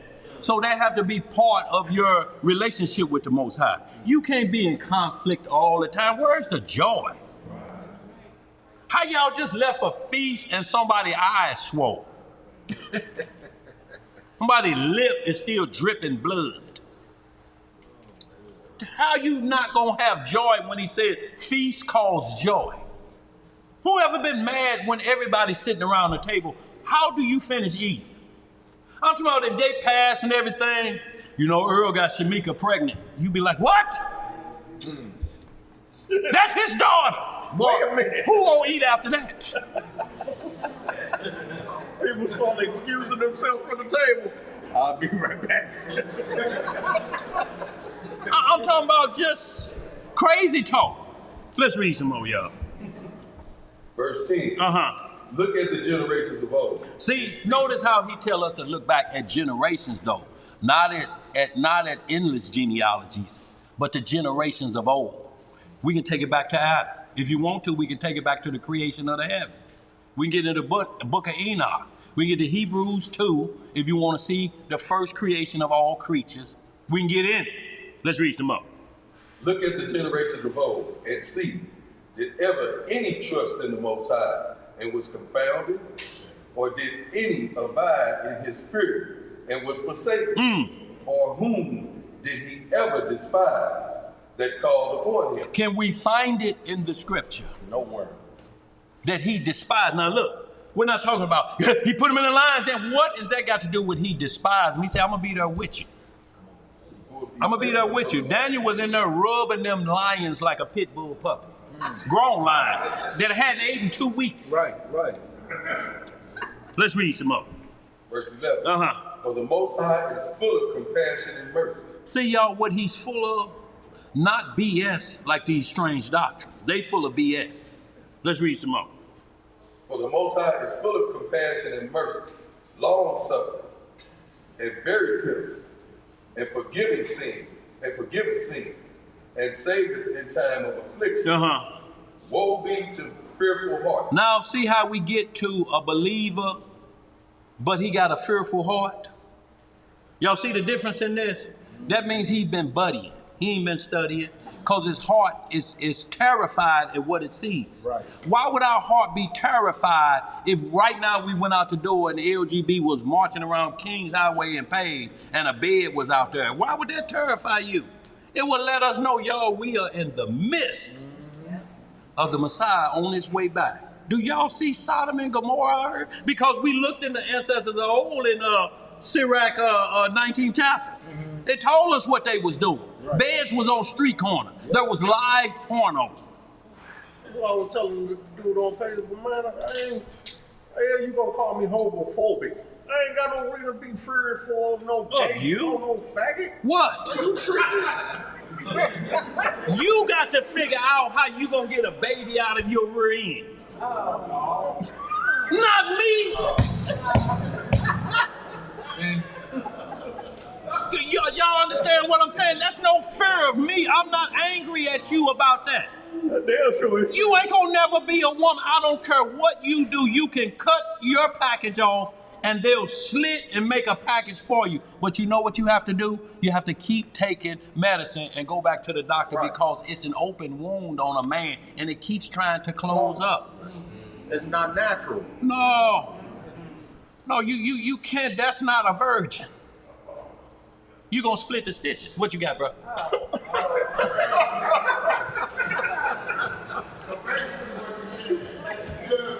Boy, you ain't right,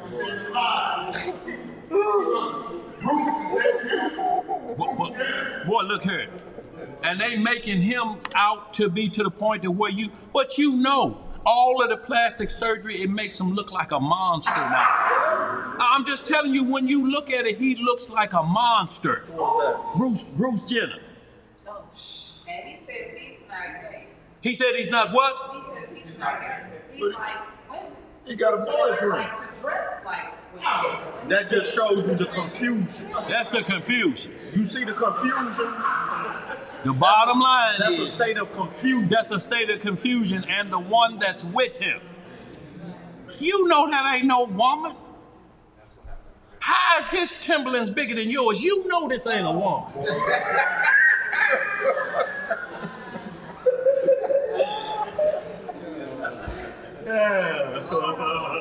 You're talking about stomping with the big dogs. Here she come first, then you. Let's read some more, y'all. We gotta get caught up. Verse 12. Woe be to the fearful hearts and faint hands, and the sinner that goeth two ways. A sinner that goeth two ways. Holler the Most High's name and into devil worship. That's a sinner that go two ways. You're gonna love one and you're gonna hate the other. And you're gonna hate the one that, you're gonna hate the one that don't produce what you think rewards already, and you ain't been in this but a week. You already looking for kingdom status. We got men 90 years old, 99 before they had their first child. And you talking about you just gonna walk you quoting like Paul already, you ain't number 25. I had completed my journey. I had fought a good fight. You ain't did nothing.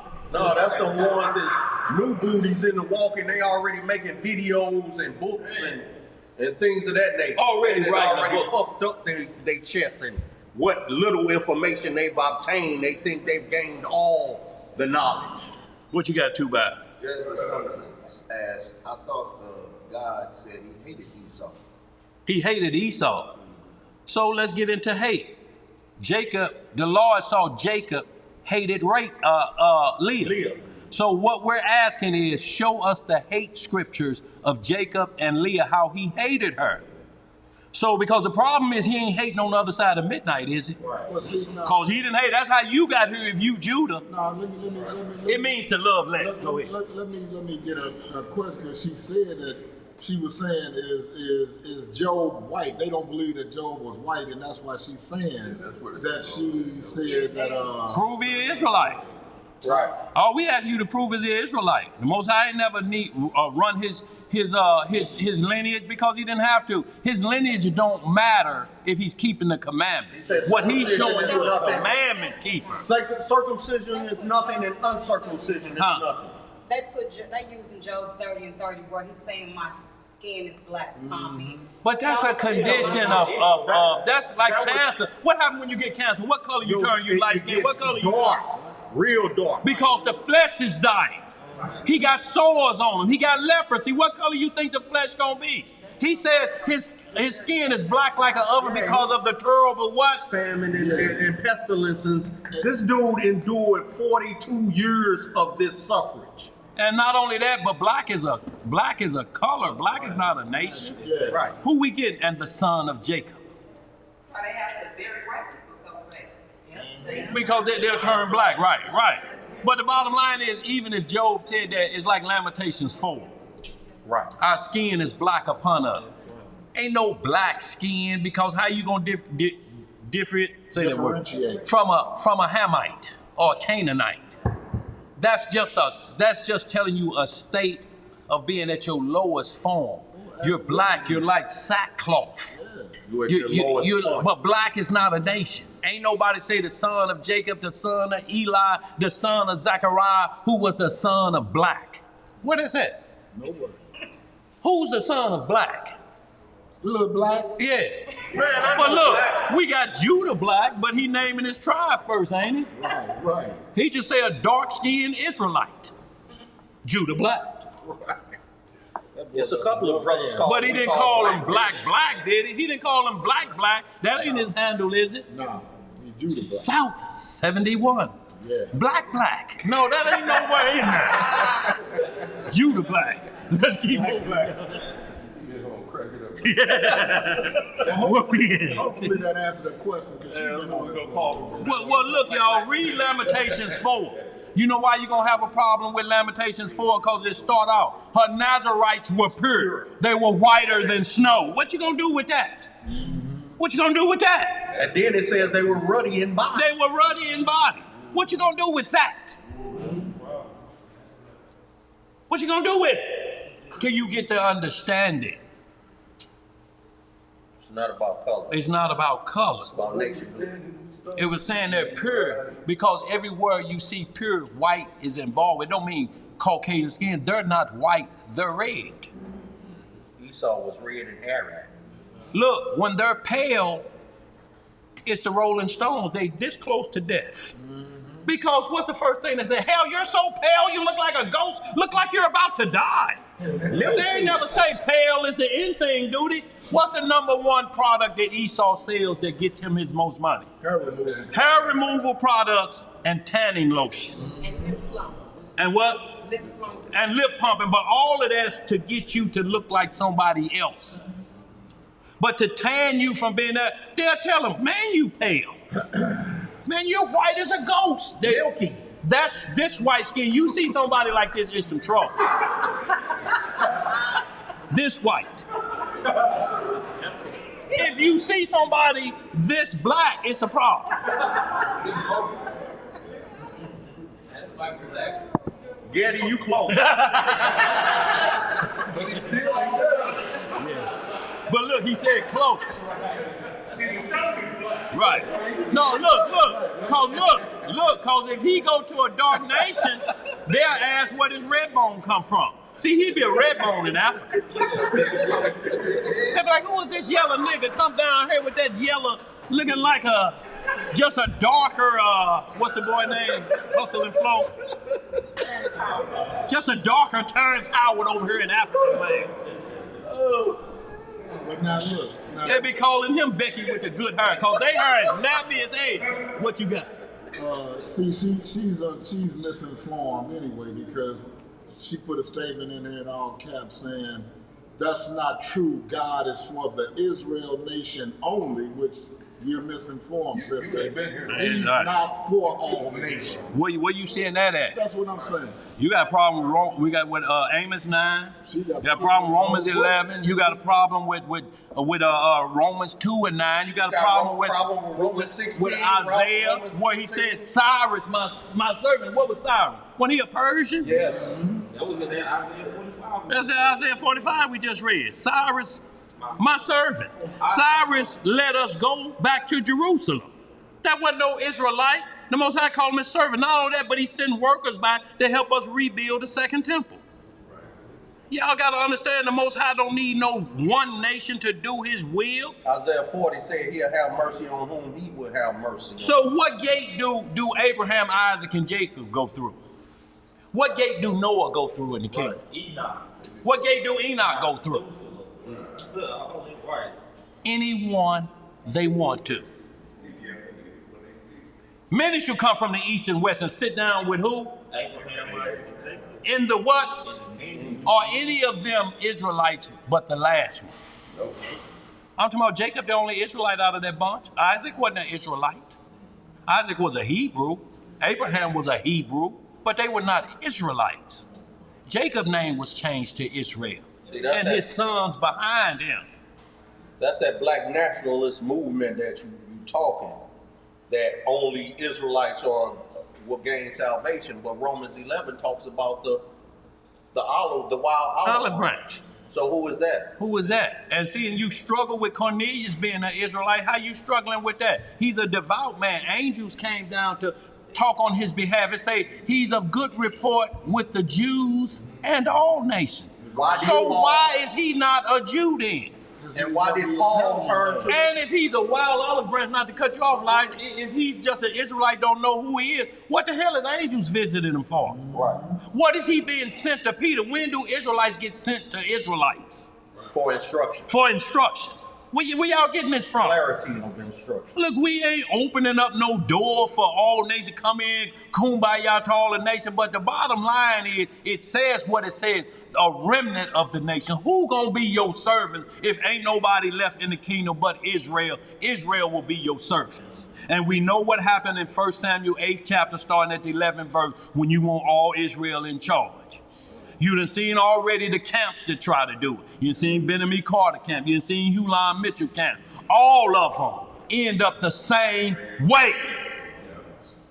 What you got, bro? Same sister asked, Jasmine Summers, she asked, then why was the law only given to the Israelites and not the other nations? Where you see that at? Right. It's a natural order of things that the Israelites should be a light unto the Gentiles. Right. So what are they giving the Gentiles? What's the light that they're giving to the Gentiles? Huh? So what about Right. Isaiah chapter 2, where the nations shall come up to the mountain of God to learn the law, statutes, and judgments of the Elohim? Zechariah Who are 14. these other ones alive at Zechariah 14 at the Feast of Tabernacle? If they don't come up, they get no rain. Them Israelites. So them Israelites living in other lands, they got to come up to Jerusalem once a year or they get no rain. What's the court of the Gentiles? What's the court of the Gentile? Who that for? Israelites still don't know who they are? It's just madness, So y'all. many questions that you can't answer. It's the flip side of Ku Klux Klanism. Right. They want seclusion of Israelites only. It's that Deuteronomy 32, I shall provoke you to jealousy. The nation that's not a people. And that's what he's doing, provoking you to jealousy. You hate it. But with this same talk, you wouldn't even get past the rod. Because he told you, I'm going to make all nations. And when y'all read Isaiah 60, we just went through that. With nursing kings, they going to be our nursing kings and queens. What the hell, y'all? What do y'all think? Y'all avoiding prophecy now? That's why we call it Hebrew Christianity, y'all.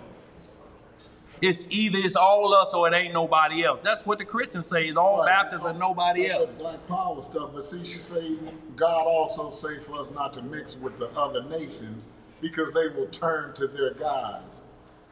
Well, we're not supposed to mix with a nation that has another God. Right. You're not supposed to mix with them. That's what Solomon did. Right, exactly. That's where the trouble started. But who did Moses marry? Right. Did she have the law of circumcision when she saved his life? A Midianite, though. Did she have the law of circumcision? Who was Ruth? Who was Ruth? We can keep going to Amos 9:11. We can keep running them, and you're going to keep struggling trying to figure this thing out. But ain't no kingdom for our wicked rear ends till we get our minds together. That's when you get to see the remnant of Israel. Yo, it's 2/3 of us got to be purged. That's rogue Negroes. It ain't for them. It ain't all Israel gonna be saved. If you got that mentality, then why we down here, y'all? We gonna end up being saved anyway. Let me pack my stuff and get on out of here. And I got to practice some stanky leg because it's a contest tonight. What am I worried about it for if I can get in, all Israel gonna be saved? What the hell am I worried about? That's right. Ain't no judgment. These talk no judgment day. That's all it is. It's no judgment day action. Ask them what the judgment day is in that, in an all black, or so to call all Israelite kingdom. Why did Paul even turn to the Gentile? It was Israelites that wanted to kill them for the word of Christ, who didn't want the word. Isaiah 30 and 10 says, it's our people that said, prophesy not unto us righteous things, prophesy smooth things, prophesy deceit. Right. And see, it's going to be a kingdom with, no, but you know what these same individuals will do? They'll accept a Hamite in the kingdom because his skin is dark. He the one sold. Right. The first to sin. The first to whoop on you like a dog and rape your women. Where do you think this nation learned it from? You start getting into the book of Jasher, starting when Moses was in the 61st chapter to the 80th chapter, you'll be surprised at your dark-skinned nations. You gonna hold them got to be slaves too. It's gonna be a remnant of them. Yep. It wasn't all that Israel that came out of Egypt after 400 years either. Y'all, let's get caught up. We got about 15 minutes. I need to run these last ones, y'all. We're going to have to hold off on the questions, y'all. We'll pick back up on y'all. But we need to run through these scriptures, y'all. But y'all new booties in already talking about is all Israel. You're going to have a problem from Genesis to Revelation. You're going to struggle with Israel being Gentiles that don't know who they are. They still getting blessings in Romans 11. And to the wild out branch, boast not against the natural branch, lest you fall into the same temptation as they is. If you the wild olive branch, what temptation can you go in and you already without knowledge? Mercy and blessings to the wild olive branch, lest I take your blessings away and give it back. Because if the natural branch is grafted back in, what you gonna be? Right. You bear the root, not the root thee. So it's telling them, don't think y'all get, but see, that's because they don't read the subject matter at verse 1 of Romans 11. The subject matter is, has God cast away his people? God forbid. God forbid. It's somebody else in their stead because they hard-headed. Like Bokeem Woodbine and Jason Leary. Hard-headed Negroes. Who you think that was Jeremiah went to and he said they head like flint rocks they sold? Who was that? That wasn't no other nations, was it? This same group of how you believe Sodom and Gomorrah, what those people was designed to be destroyed by the Lord. How when he say wickedness is reached to the heavens, sin has reached to that? What's sin? So what were they doing for the Most High to put judgment on? Let's read some more, y'all. Verse 13. What you got over there, get it? We got to move on, get it. Go ahead. This kind of reminds me of Hosea 4:6. How people suffer from lack of knowledge. Because they reject knowledge. That's what he's talking about. They don't digest it. No, they're not digesting. You long for a kingdom with all Israelites. We got through out of that kingdom. Yep. Everywhere we go, we get through out of that kingdom like that. And it's not that the other nations is doing it. It's our wicked behind. Yep. When you Ezekiel 16, you see if it says anything another nation calls this. Read Deuteronomy 28 and see what nation did that to us or was that on us. Y'all, we ain't trying to let nobody into a kingdom that don't belong to us. Hell, we got to make sure the Most High say, well done, servant. Right. Or you gonna be with that group you casting out. They'll be there before you. Tribulation and anguish to the Jew first and then who? So even if you look at all Gentiles as wayward Israelites, it said tribulation and anguish to the Jew that know who he is, then the Jew that don't know who he is. What line you gonna be in if tribulation and anguish is coming? And then the next verse, 2 and 10 says, but honor, glory, and this to the Jew first, and then the Gentile. If I still don't know where I'm at, I just got to wait for the Israelite to know who he is, and then I get mine. I'm still a knucklehead Israelite, but I'm getting the same. I just got to wait till the unknucklehead Israelite get his first. And then I'll get mine, but it's the same blessing, ain't it? Yep. Let's read some more, y'all. I'll read something real quick. Okay, go ahead, Elisha. Isaiah 56, verse 8. No, hold on. No, hold on. Isaiah 56, verse, I'm going to start at 4. For thus saith the Most High unto the eunuchs that keep my Sabbaths and choose the things that please me, and take hold of my covenant. Even unto them will I give in mine house, and within my walls a place and a name better than of the sons and of the daughters. I will give them an everlasting name and shall not be cut off. Also, the sons of the stranger. The sons of who? The stranger. That join themselves to the Most High to serve him and to love the name of the Most High to be his servants.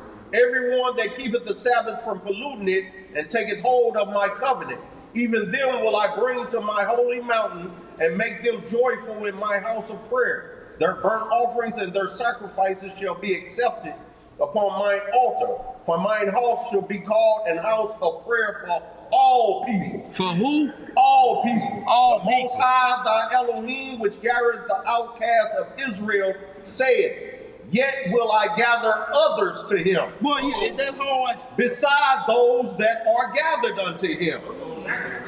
Boy, look here. See, and if you say that don't mean nothing, then you're into Hebrew Christianity because you're saying the Old Testament prophecies don't matter no more.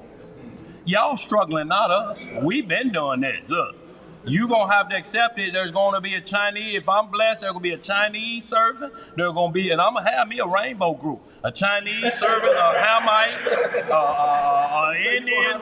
But look here. Ariel will be over today. Kool-Aid at 32.5. Don't have it a temperature hot.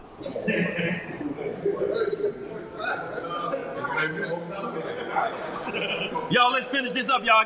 We gonna hold this Sirach, just bust it down to 17 and 18, y'all. And I need to run these real quick, y'all. We'll run these last couple. We got 10 minutes. Let's go. We can't take no more, y'all, right this time. Go ahead. Oh, I thought you said. No, just 17 and 18 of that Sirach. Oh, just 17 and 18? Yeah. Sirach chapter 2, verse 17. Verse 17. They that fear the Most High will prepare their heart. Not your flesh. You prepare your heart. You're preparing your flesh when you're buddy. What's up, Israelite? Shalom! That's your flesh.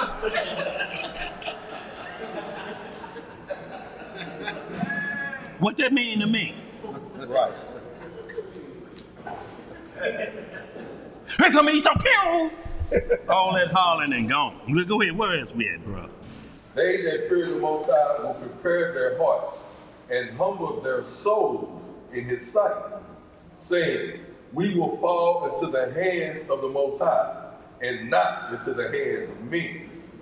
For as his majesty is, so is his mercy. There's a just balance with the Most High. Mercy and majesty weigh like this. And if you don't get enough majesty in this matter, that mercy may weigh up and bring you in. Because we all fall short of the glory of the what? Most High.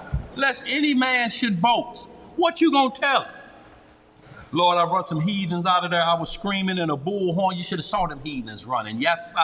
Run them off from your kingdom. He'd be like, I don't know you. I got a clue who you are. How about I put you where you run them off to? You're talking about somebody else's kingdom where they're at. Yo, you think you just gonna be able to just beat a slave and cut his goods off in the kingdom? No, he couldn't make it to the temple. Oh Lord, he over there, he cutting off and eating my testicles again. Yes, they deserve it. They deserve in the kingdom. Y'all, come on, y'all. Let's. Did you read that? You read that verse 18. Y'all, let's run these real quick, y'all, so we can get out of here. 1 Corinthians 10:13. Yeah, and give me Zechariah 3, 1 and 2. Yeah. Give me Luke 22:31, Matthew 16. Gonna hit these Acts 5, y'all. They just some quick hitters, y'all. Y'all read the whole verse in between, y'all, but we gotta hit them and get on out of here. 1 Corinthians 10. I ain't gonna be saying nothing unless Elijah. You okay? That's just like Yes, sir. Go ahead, y'all. Let's get this. 10:13, 1 Corinthians. 1 Corinthians chapter 10, verse 13. Uh-huh. Did I got that right? Yeah. Okay.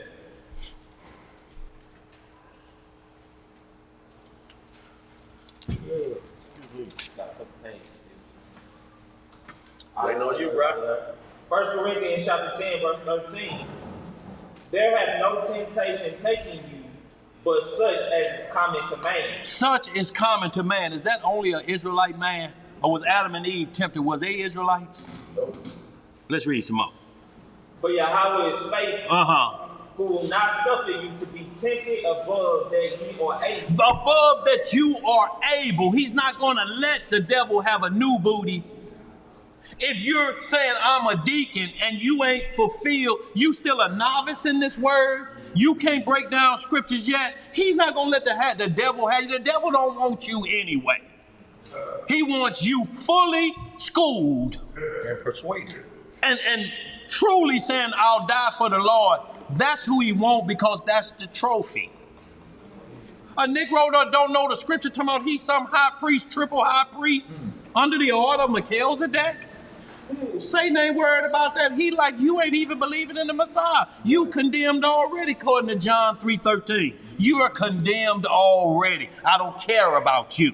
I need magna cum laude, summa cum laude in this word. I need them to fall back and serve me because I get 200 more behind them. Let's read some more. It says, but will with the temptation also make a way to escape, that ye may be able to bear it. That ye may be able to bear it. If you get caught in a trial, the Most High gonna always have a door open for you to escape. Just like dreaming at night, you're in a bad dream, the phone will ring and it ain't got no number. How does the TV pop on at that time? It's making a way for you to get out of that dream. The problem is will you go back in with your hand in rapid motion, trying to catch up again? I have to be, so it's children watching. Got to get back in there. Look, because you know what happened? No, I'm just saying, Lisa, because if you try to get back in there, it'll be like you looking through the window at yourself versus you're being in an actual event. You'll never get back there, but that's the Lord telling you, you're lusting now. Right. You want back in, and I just delivered you, but you want to get back into that program again? Look at yourself. Look at yourself. Look at you. You looking at yourself. Let's read some more. That's good? Okay, let's hit that Zechariah 3:1-2. Y'all, we just gonna run these, y'all. We're gonna get out of here. Y'all read all of that in your own time, y'all. We don't nitpick around here. We tell you to bag it all the way up. The language ain't gonna change. Zechariah 3:1-2.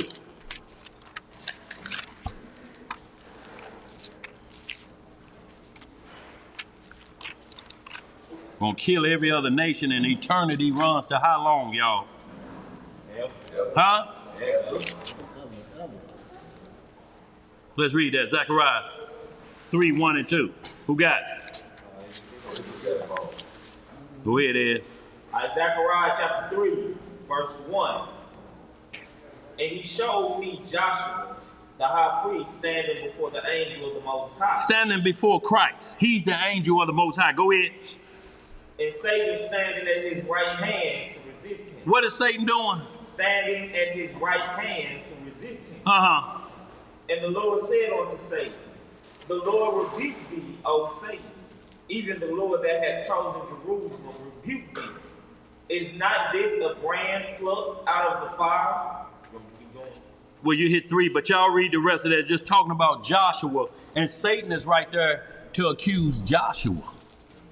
He told him, player, you know better than this. You don't need you coming here. But Satan is standing right there with the high priest and different things. Because if I get the head, the body gonna follow. Right. If I get the head talking about somebody in outer space, or we got to eat jelly sandwiches the rest of our existence, you're talking out of your head. He ain't worried about that. That's a mute point because you're going to eliminate the Messiah and Judgment Day. Let's read some more. Let's hit Luke 22:31. Y'all, just these quick ones, y'all. And Matthew 16:12. 22:31. Y'all, we ain't got long.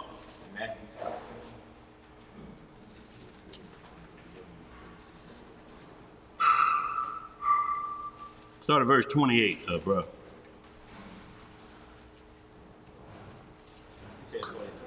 Start at 27. Yeah.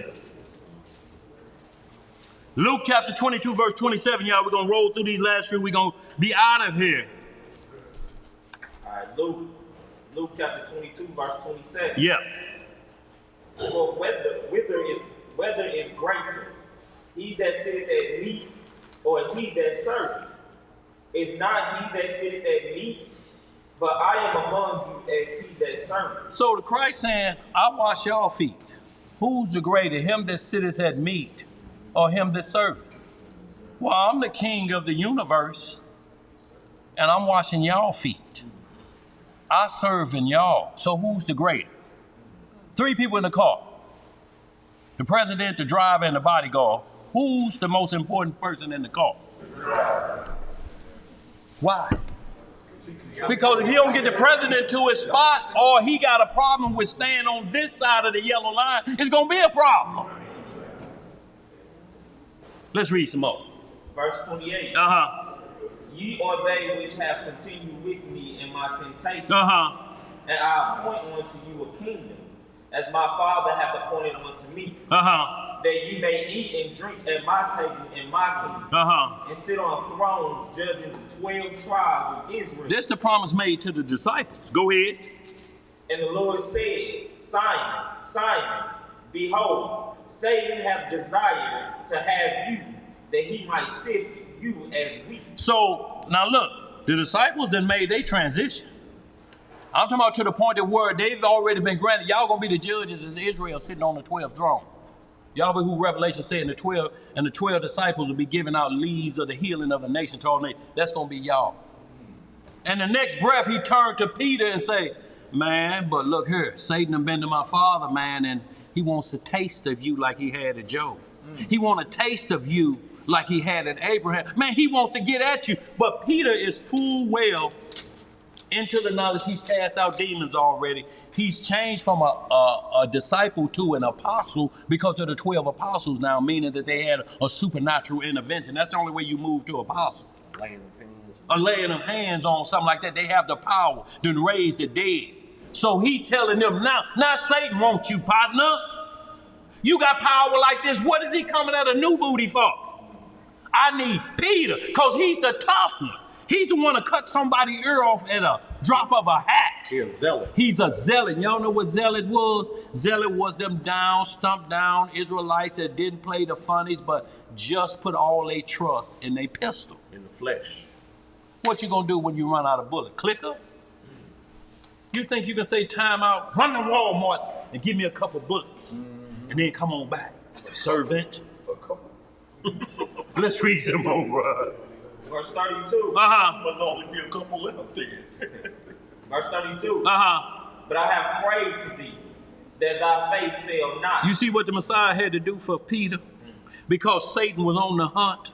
What was Satan on? Satan was on his lust.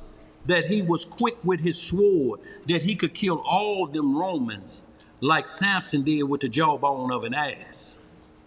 The problem is, you were not to deliver Israel from the Philistines, nor were you to deliver Israel from the Romans. The Messiah's here for that. Get your mind off your pistol.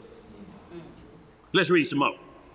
And when thou art converted, strengthen thy brethren. What he say, do what? Strengthen thy brethren. You want me to keep going? Yeah. And he said unto him, Lord, I am ready to go with thee, both into prison and to death. See, that's a public statement. So Satan and his familiar spirits here, they like, this nigga's tripping. I'm ready to go to death with you? Oh, you think it's like that as long as you seen the Messiah put that ear back on, in your mind is he won't let nothing happen to me. He ain't gonna let nothing happen to me. Satan said, no, I want to get at that lust because he think this war is physical. He think this war about pistols. He don't know about Ephesians 6 and 9. Put on the whole armor of God, the helmet of salvation, the blessed praise of right. It ain't said nothing about the sword of Damocles to damn all of the serpent and his demons. What else written there? Let's read some more. What else to say? Verse 34. And he said, I tell thee, Peter, the cock shall crow this day before... The cock shall not crow. The cock shall not crow this day before that thou shalt thrice deny that thou knowest me. So we can leave it there. This is what the Messiah said. He's like, Pete, this ain't the type of war you looking for. Pete was like Willie and Ghost. Remember he tried to shoot at the mirror when the boot came in there? But did y'all see how fast he was running? That's what Satan wanted to do to him. Sift him like wheat, because all the other disciples looked at Peter like he the man. Peter the tough one. You see how he right there in front of the other disciples? Oh, give me the Roman. Where Roman at now? Lord, I die for you. He like, man, please. Well, you don't have a clue. You ain't got a clue. The prayer just had to go for you. If I show you what Satan was going to do to you, partner, you will fall out dead right now. But I'm going to let you do yourself.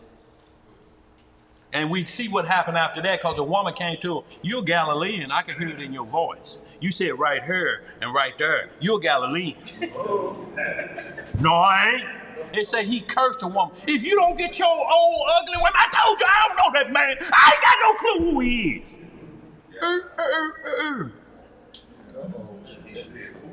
Oh. Let's get some more, y'all. Let's get this. Matthew 16:12, y'all. We're going to roll through them. Matthew chapter 16.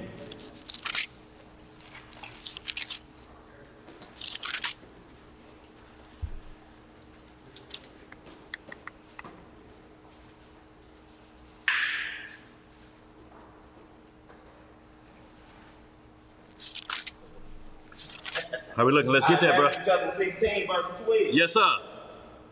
Then understood they how that he bade them not beware of the leaven of bread, but of the doctrine of the Pharisees and of the Sadducees.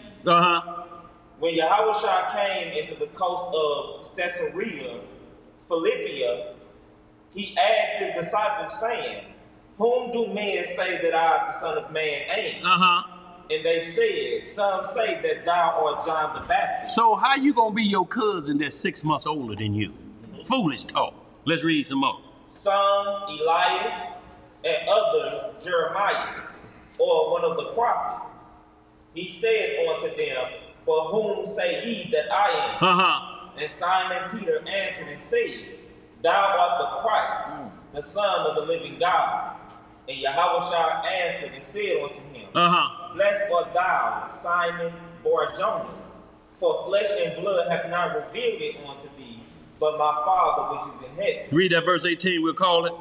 And I say also unto thee, that thou art Peter, and upon this rock I will build my church, and the gates of hell shall not prevail against it. So this is what Peter was awarded. Y'all see why the devil came at him? He like, I'm getting him.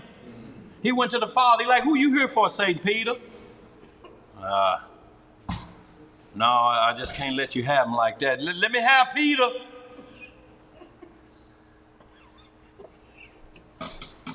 Lord had to do some fasting and praying for Peter. Satan was coming at him with all locked and loaded, so to speak. Demons with him. We're going to get him. He a tough talker. Yeah, we almost had him when he was walking on the water. Remember that water got the kneecap to the Messiah. Say, this nigga's faith is weak. Grabbed him up. Let's read some more.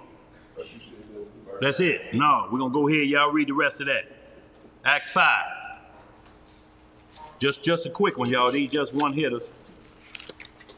Acts 5. What? What's one say? Let me see that. I was probably gonna do the whole thing, but I ain't gonna do it. No, I can't do it. I just say 5. Okay, yeah. This is just disobedience with the Holy Spirit. But notice when Satan came and got them, we'll see what they had. Were they new booties in this, or have they received power when he came? Let's read 5, 1 through 9. 1 through no, we're gonna hit just at 5. Yeah. And I'm gonna give them the rest to read. Yeah, go ahead. Acts chapter 5, verse 5. Verse 1. Verse 1. But a certain man named Ananias, with, how you pronounce this? Sapphira? Yeah. His wife sold a possession. Sold a possession. Do that mean they got more than one possession? Let's read some more. And kept back part of the price. His wife also being privy to it, and brought a certain part and laid it at the apostles' feet. So he kept back part of the price. Now the whole deal we're going to give stuff to Israelites who don't have anything. This wasn't no compound living.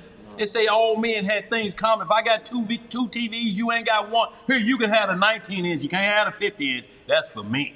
But at least you be watching TV, but it just be on a 19-inch. Yeah, everybody had things in common. In common. No one elevated themselves above their brethren.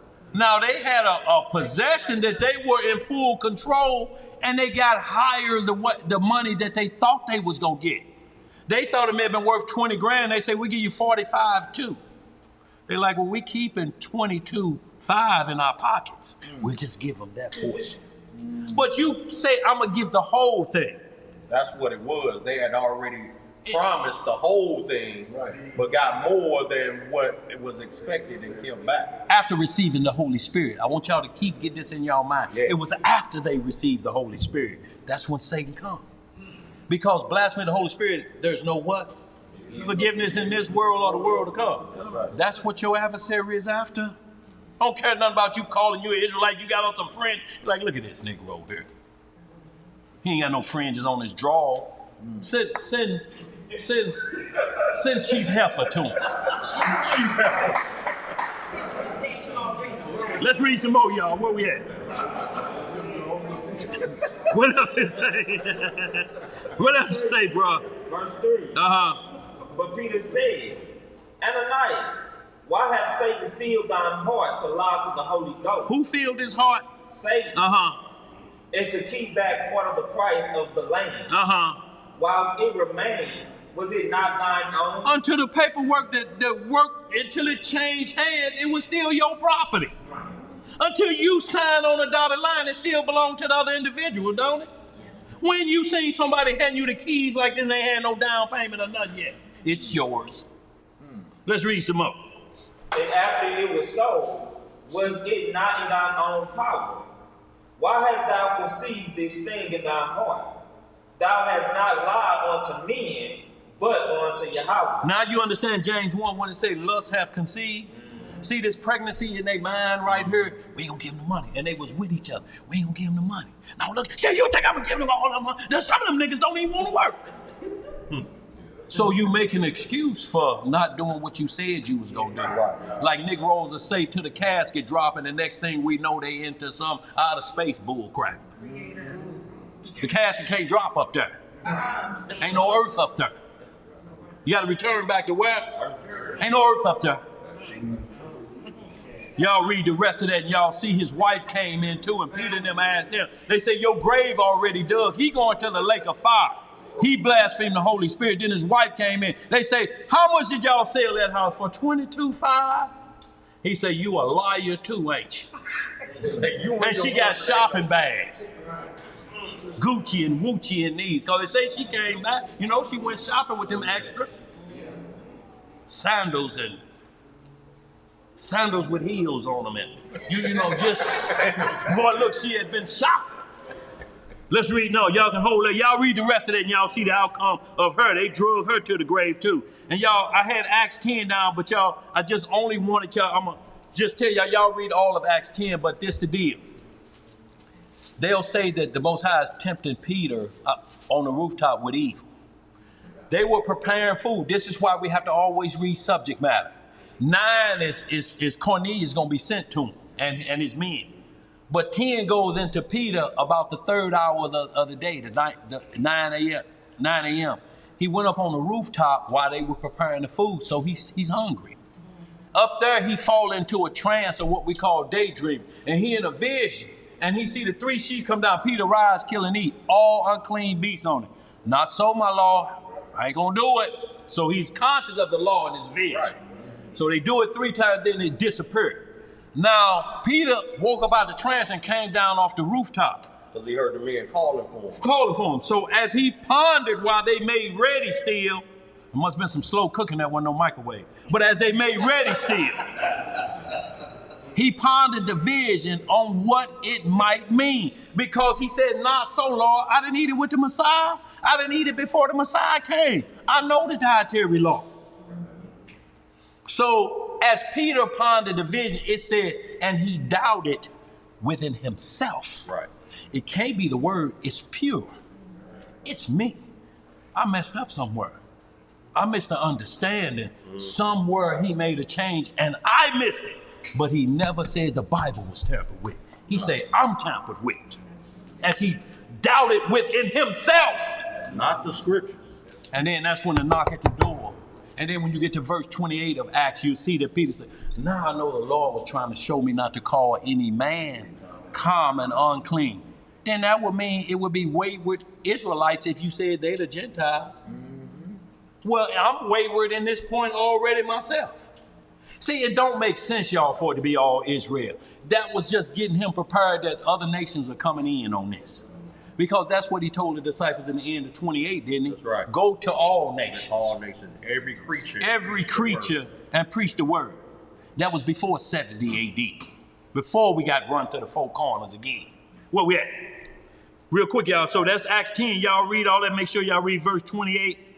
What I got? Acts 12. Let me see what that is, y'all. We're gonna get on to this last one.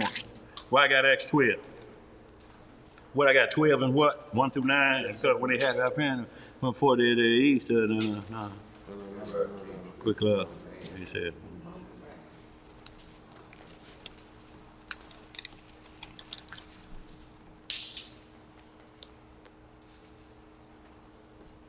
Okay, y'all just get into that too. And this is about the days of unleavened bread. See, because we'll have Israelites say that Easter in the Bible, in verse 4, shouldn't be there. The Hebrew word should be Passover. If you look up Easter, what does it say? Passover. Passover. It's the right word. Don't trick me with no word etymology. Easter means Passover. You know how we know it's not the goddess Astoria? Because it says, and those were the days of unleavened bread. For 7 days, not the days of bunny rabbits and eggs. He said bunny bread. But the same thing is bread with leaven in it. He on point.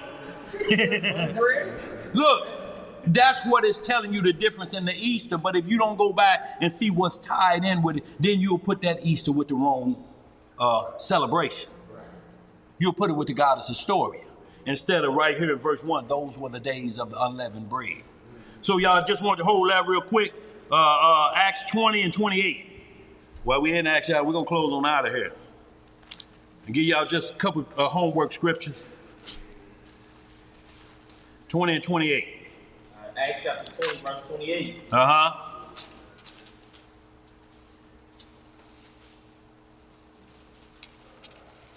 Y'all, this is very important right here because it's telling you what's going to happen to you when you receive the Holy Ghost. There'll be men that you know that will try to take you off of the Most High's blessing to get that head from running. It'll be men that love to do this first because they envy that you still hanging on. They're trying something new, which ain't new because it's either you worship the Most High or the devil. How long that's been going on? We started that off in the heavens, didn't we? What other God you claim you worshiping now that you gonna say? It's either Satan or the Most High. Them the only choices you get. Ain't nowhere else in here say, and the adversary Buddha and the adversary Krishna shall come. That's Satan too. That's his boys. Yeah, those is it. Iniquity doth already work. Yes. But that ain't him. Right.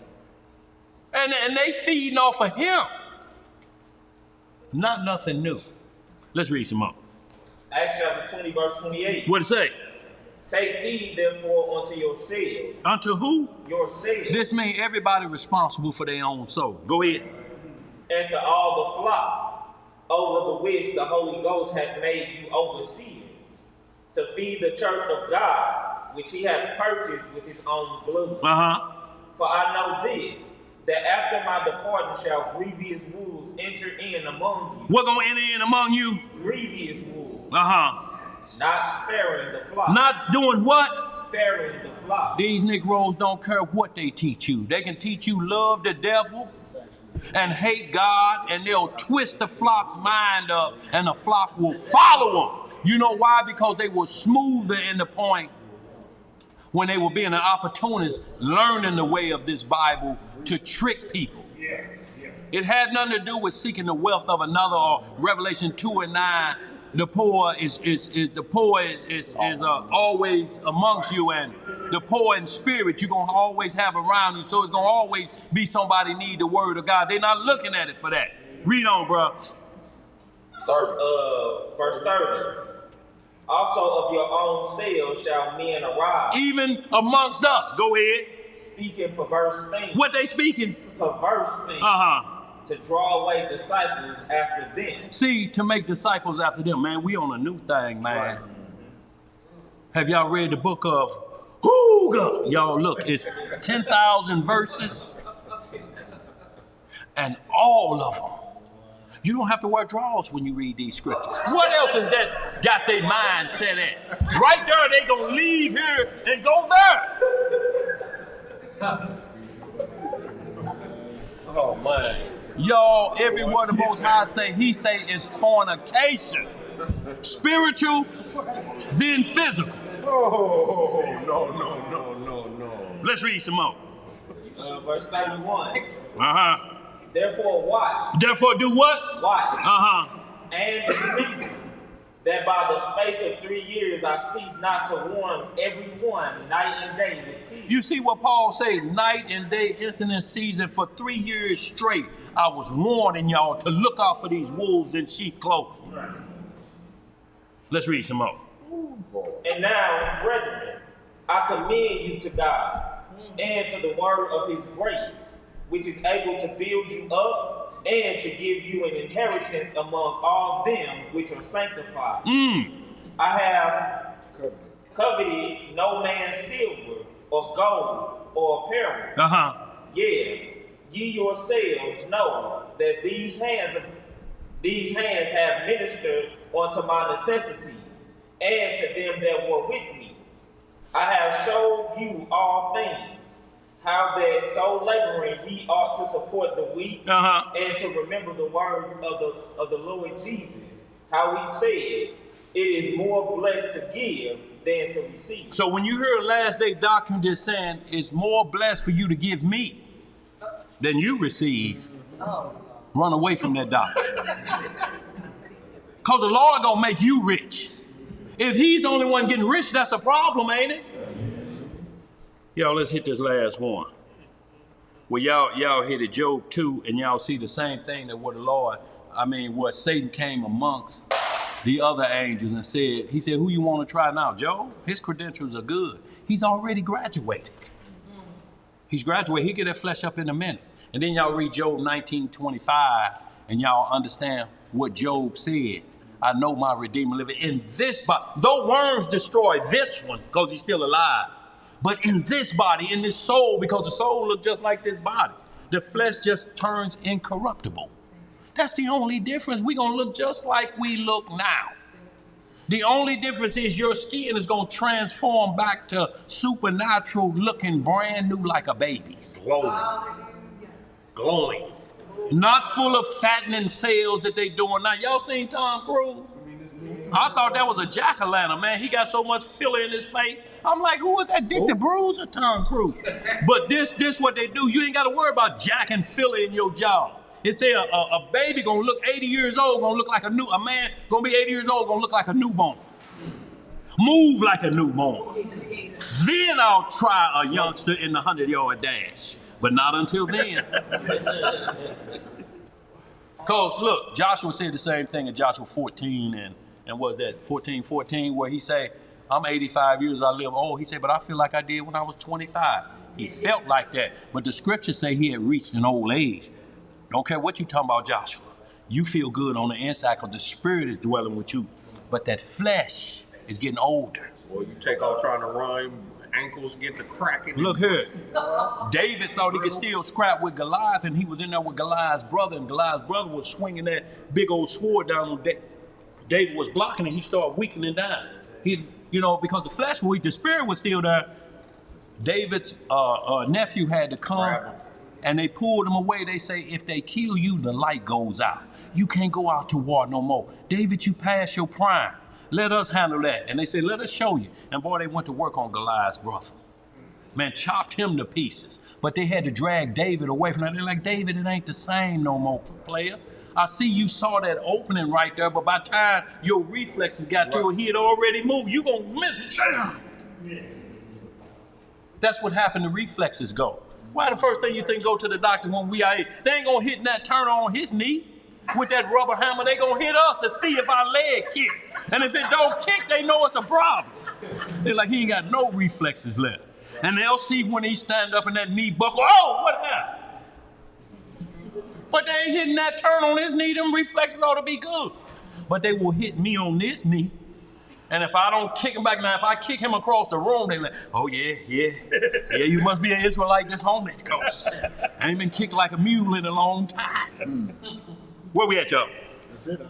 That's it. Y'all read Deuteronomy 12 and 21. While I want y'all to get into that, there's something in there about unclean being able to eat, and it's the row in the heart. But there's some language in there that's telling you unclean can eat clean. And you be wondering, is he telling us we can eat unclean food? No, he's not telling you that, because the roe and the heart are male and female deer. They're clean. Right. He said, but the unclean, so you'll realize, you say, okay, the unclean is the people, but they're only unclean. Unclean don't mean defiled. Unclean means something may have happened and we have to wait till the contamination period time is over. And then you can eat whatever you want. But if you have relations with your wife, the next day you're unclean till the evening. Do that mean you can't eat until then? Well, what's gonna happen then? It's gonna be cut off at that point. No, heifer. I'm gonna wait right till dinner is served and then we'll do some things. No, but that ain't what it is, y'all. You can still eat. It don't matter that you may have some itchies later, but you can still eat. You're not off because you're through the contamination period, as long as it didn't reach nobody else. Did that make any sense? Yeah. But look, look, them itches that have you scratching in public, and you won't even know it. You be digging in your zipper like this. Yeah, dog, and I told him. And you like, man, this is my wife and my children. What's going on? Just digging down in there. Yeah, dog, and I told him. Oh, yeah, I told him, dog. Let's go.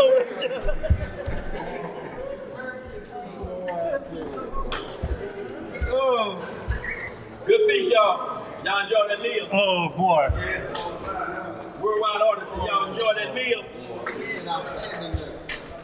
Woo-wee. I said your analogies, boy. I don't know what we're going to do with you.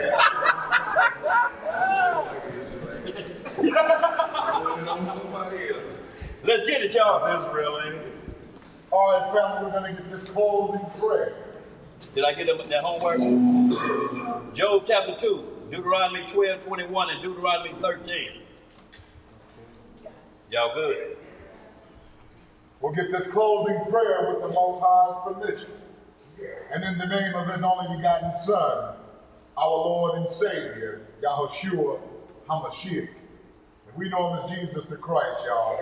Long live the King. Long live the King! Reading in the book of Psalms, in the 101st chapter, it reads, I will sing of mercy and judgment unto thee, O Yahweh, will I sing. I will behave myself wisely in a perfect way.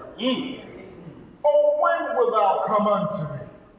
I will walk within my house with a perfect heart. I will set no wicked thing before mine eyes. I hate the work of them that turn aside. It shall not cleave to me. A froward heart shall not depart from me. I will not know a wicked person. Whoso privily slandereth his neighbor, him will I cut off. Him that hath an high look and a proud heart will not I suffer. Mine eyes shall be upon the faithful of the land, and they that dwell with me. He that walketh in a perfect way, he shall serve me.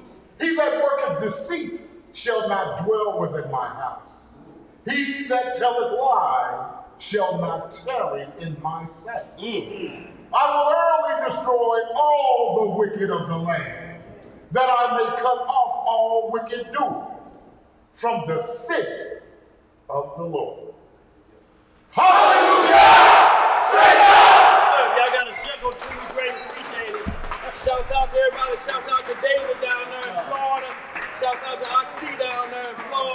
Shouts out to Josiah the King. I hope it went well in court, bro. We'll talk about it tomorrow. Shouts out to you, brothers. Shouts out to Frank and Sister Janet up there. Shouts out to y'all. If I miss any of y'all, I apologize, but thank y'all so much for all y'all continual support.